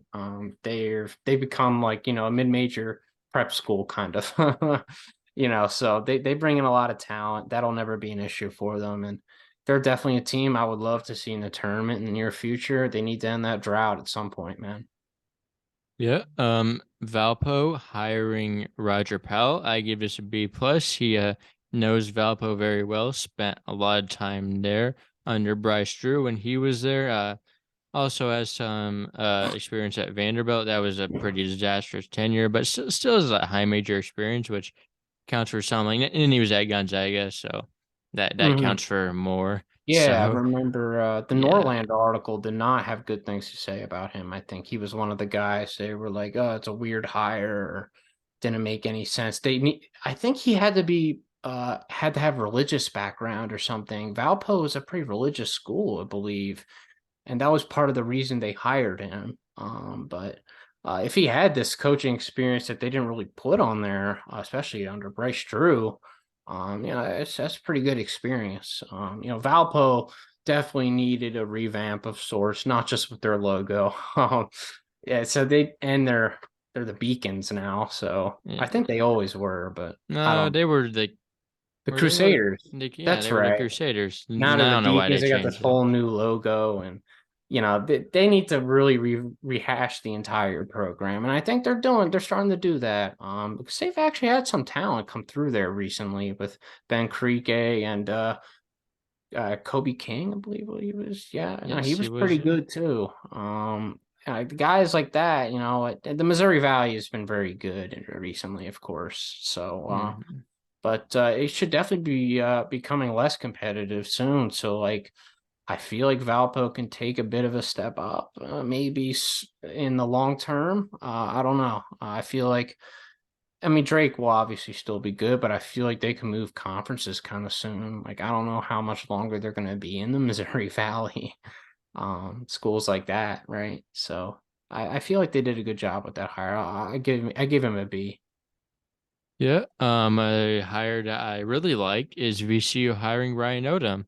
We obviously just talked about him leaving Utah State, but yeah, he has always been a East Coast guy more than a Utah State guy. I think he just kind of took Utah State because it was open. It's still a good job, obviously, but he was really looking to come back to the East Coast this offseason, and he got probably the best possible job in VCU. Um, he's going to be a high major soon, but the job he's done with the roster after Rhodes kind of left it barren after he left, Odom has just kind of rebuilt it back up, and I don't think to like skip a beat. Like obviously you have different guys, but I think that team is like gonna be just as good as some. So Yeah, and the fact that he was able to get Bairstow and Schluga to follow him, which I didn't really think would happen because it was a cross country move. So to see them follow him is really good for their program because they're two players I like a lot. And then he's gonna probably fill out the rest of the roster with some good East Coast talent too. He's really familiar with the Maryland area from his time at UMBC, of course. So he'll probably dip into the DMV a little bit when it comes to talent, but they'll fill out that roster in no time. And I feel like they still have some talent from Mike Rose. Isn't Fermin still there, right? yeah, him Fats Billups stuck around Yeah, too. I thought Penn State was going to get Fermin, but he never hit the portal, I don't think. And we got Favor Iyer instead. So no, Fermin I think is still there. So they Yes, got he some is, guys. and they also got like Joe Bamasiel, who Oh yeah, probably won't be eligible, but right. he is maybe Yeah. good down the road. They got some international guys who are supposedly really good. They got Kwani from Oh, Cal. They got Jason Nelson from Richmond. So okay. yeah, very solid class overall. For sure, for sure. They'll be pretty good in the A10 for sure. Not like winning Yeah. conference good, but they'll be good. Western Illinois hired Chad Boudreau, who is just kind of the Rob Jeter replacement, was the associate, so they just elevated him instead of doing a national search. Yeah, I give this a B. I think it's fine. Like he's been with Jeter for a long time, and it's the program isn't going to change. Yeah. Yeah, I gave it a C plus. I just that just comes from what I kind of said about Jeter earlier. Even though I gave Jeter a decently high grade for some reason, but I don't know. It's definitely a bit of a downgrade from Jeter, and he's probably the same. Yeah, they're not. They don't play any defense. The Western, and that's just a lot of the teams in the Summit League, South Dakota and Western Illinois. They don't play any defense at all, and I would love to find a coach, up there and get him in to, kind of change the culture of that. Because I feel like, they definitely need like some kind of culture change, and they're not going to win without playing defense. It's just that simple. Yeah. Moving to our next hire, which we've been alluding to for some time, is Steve Lutz getting hired by the Western Kentucky Hilltoppers. Western Kentucky finally has a coach that can coach. Rick Stansbury could recruit, but could not coach. So that is a big upgrade right there. Yeah, if you get talent but can't win with it, it's kind of pointless. Like I was saying with Hodgson, like, yeah, he can recruit. Like, I'm not saying he's going to be like a Stansbury, but like he needs to show he can actually coach, which like that was Stansbury's big flaw. And Steve Yeah, Lutz is like can really coach. for He sure. he's a phenomenal hire. He's really worked under some great coaches assistants. Been a head coach for 2 years. Made 2 tournaments. Can't get any better than that. Yeah. Yeah, he's also got some talent. He got like Brandon Newman. Love Forget Brandon some of the Newman. other guys. That's a good pick. He was like good at Purdue. Yeah, I feel like, he kind of got buried by Matt Painter at Purdue a lot of his time there. I feel like he should have been a starter. But he was definitely behind a lot of good guards in his tenure, and didn't really have the big role. Even the year before, he sat the bench a lot, and then he came off the bench against us, I remember, and dropped like 15 points. I'm like, who is this guy? And he wasn't playing for a while. So I'm really looking forward to him to getting a consistent opportunity under Steve Lutz and to start and be one of their featured guys. So it's going to be cool to see. Yeah, yeah. What grade did you give So to Lutz? I gave Steve an A. I don't know how you don't give him an A, especially coming from Rick Stansbury of all people. Yeah. It was probably a bottom five, bottom three coach in all of college basketball to most people you ask. And you bring in somebody with Steve Lutz who's done it with talent, and he's done it without talent too. Like he doesn't need talent to win. I mean, he's proven that down in the Southland. He's elevated a lot of decent rosters to tournament level teams. And that's the kind of coach Western Kentucky needed. They will always get talent. They're a big mid-major brand. They're obviously in play for a lot of talent in the Kentucky area. So, I mean, they're gonna, especially, Calipari's not getting any of it. So, they'll get some, and Kenny Payne sure ain't getting any of it. So, well, he'll get some of it, but not any of the good talent. So, Western Kentucky will always have talent at their disposal, and Steve is for sure gonna finally get somebody that can translate that talent into winning. Hopefully, Yep. Two more coaching hires to do. Almost done, but Wichita State hired Paul Mills. I'll give this a B plus. I really like what Mills has done recently, but I haven't really seen how he can do without A. Smith. He hasn't really done good without him. But I think over the past few years he's kind of figured out how to coach like overall. So I do like this one, but a little bit pessimistic because A. Smith was like really good and they don't have someone like him. But he's just such an upgrade from Isaac Brown. Isaac Brown was terrible. Isaac Brown killed that program. of course, and they had a lot of talent that he buried last year, year before. Like you could have argued they had a tournament roster, and I wouldn't have gotten mad at you at all. Like they definitely have tournament level talent, top to bottom, and they still will this year. So they got I think they got an upgrade in Paul Mills. That's for damn sure. I gave him an A. Probably, like you said, you bring up some good points. We've never really seen him without Max Asmus, who's obviously a transformative player. He'll transform a program. I mean, for crying out loud, now he's at Texas. So, I mean, they obviously believe in Asmus a lot, and it'll be interesting to see how they do without him. Wichita has brought in some decent guys. Obviously, they bought in the dude from Oklahoma. So there's him. And they bought in some other guys. They bought in Jacob Germany, who I like, Yeah. from They got like UTSA. Harlan Um, Beverly. Harlan Beverly too. Yep, that was their big pickup that I was forgetting. But they have some couple notable pickups plus some returners, I think. isn't Potno returning or what? Potno, Poto, yes, he is. He withdrew from the portal. Rojas too, right?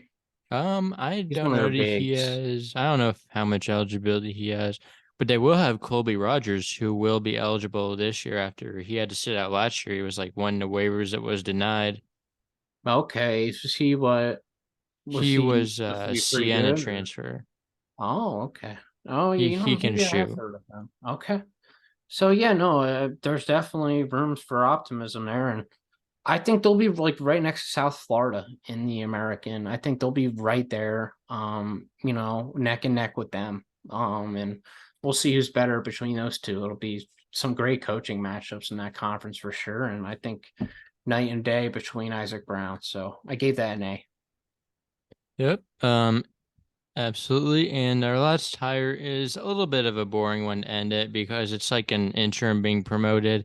It is Wofford elevating Dwight Perry after Jay McGully got fired mid-season, which I don't know. I don't know that they should have done that, but I mean, it was something behind the scenes that I don't really have any info on. But yeah, I give us a B. He was solid. Like he was part of the staff that turned Furman around with Nico Medved. So I think it was the right move to make. So yeah, Yeah, solid I B. was a bit lower on it. I gave it a C. I feel like Wofford had a lot of talent last year. Well, you obviously have Paveletsky, you have BJ Mack, and you have some other guys around him that were, I mean, besides those two, yes, it does drop off, but at the same time, they definitely peaked early on when they beat A&M, and then they go into conference play and they just completely, I mean, they did well in the conference tournament, don't get me wrong, but regular season conference play was a disaster. They should have been, I think, definitely better. So I'm not huge on how strong the SoCon is. I don't think it's really that good outside of like Furman. Obviously WCU, Western Carolina was pretty solid. I feel like Wofford was disappointing last year to me, but again, I guess, you just got to plug in somebody, and this guy does have some experience outside of mid-major realm, so that's kind of good. It's just not normal not seeing Wofford in the tournament, right? You're just so used to it. So they just got to get back to that standpoint, but now you got a big dog and Furman to worry about. So yeah, it's gonna be hard to take them down, that's for sure. Yeah, well, that wraps up all of our coaching grades. Once Charlotte fills, we will do a separate grade on that whenever the next podcast is. Hopefully, it's filled by next week. I think it could Yeah, be. you would think, They're probably gonna try to get I don't that think their coach moving. shouldn't have even been fired. That kind of He surprised. didn't get fired. He just like left Oh, he to just be did. the Virginia assistant. Yeah. Oh yeah, that's right. Oh, and I 100% see why Tony Bennett went after him. His defense was so good. Yeah, yeah, and that's where he was before. So he probably just went. He probably Right. like They just got to they're find better. somebody now. Yeah, Yeah, yeah, but that's like a good job, like moving it into is. the AAC. North Carolina area. It's a pretty populous area too. Hmm. Yeah, there's some talent in North Carolina for sure, obviously. Yeah, So it's a good job for sure. yeah. Well, that wraps up the podcast. Any final thoughts about anything? Um, I feel like we got again a lot of programs did a good job in this hiring cycle. Like you probably compare it to years past, and definitely a lot better than years past, where programs just had no idea what they're doing with hires. I really only had like two bad grades in my whole thing, which I feel like is pretty good out of 58 teams I have here. So, um, you know, definitely good to see some programs turning it around because that's something I love to see. And the ones with bad grades were kind of like programs that you'd expect to like Yeah, not care. of Like course. Incarnate Word, like, Right. eh, They're not going to care about nah, basketball. They never really have. They don't have the funding to, so no. they're handcuffed. Yeah, well, if any of the listeners made it through this whole episode, make sure to give us a good review. Apple Podcasts, give us a like on YouTube, give us all those good ratings. Drop us a follow on our social medias, Hoop Scoop Media, Instagram, Twitter. Give Kyle at Mid Major Basketball, no spaces or anything like that on Instagram a follow, And Creating CBB. I think we can make this a 3-person podcast from now on. I think Hey, I would love to do it. the test run went pretty good, so we Yeah, can no, we found our trio for sure. I'm yeah. looking forward to it. Looking forward to it. All right, hey, it was a pleasure. Yeah, well, we will be back next week, hopefully with another episode. We will not be talking about coaching hires unless the Charlotte one gets filled, but we will find something to talk about. I think the U19 team roster, like the actual cut list, will be announced by then, I believe. For sure. I think maybe So Kentucky episode. yeah, we will have to talk a lot more about Get them. juicy. All All right, right. hey, been a Well, pleasure. I'll see you. yeah.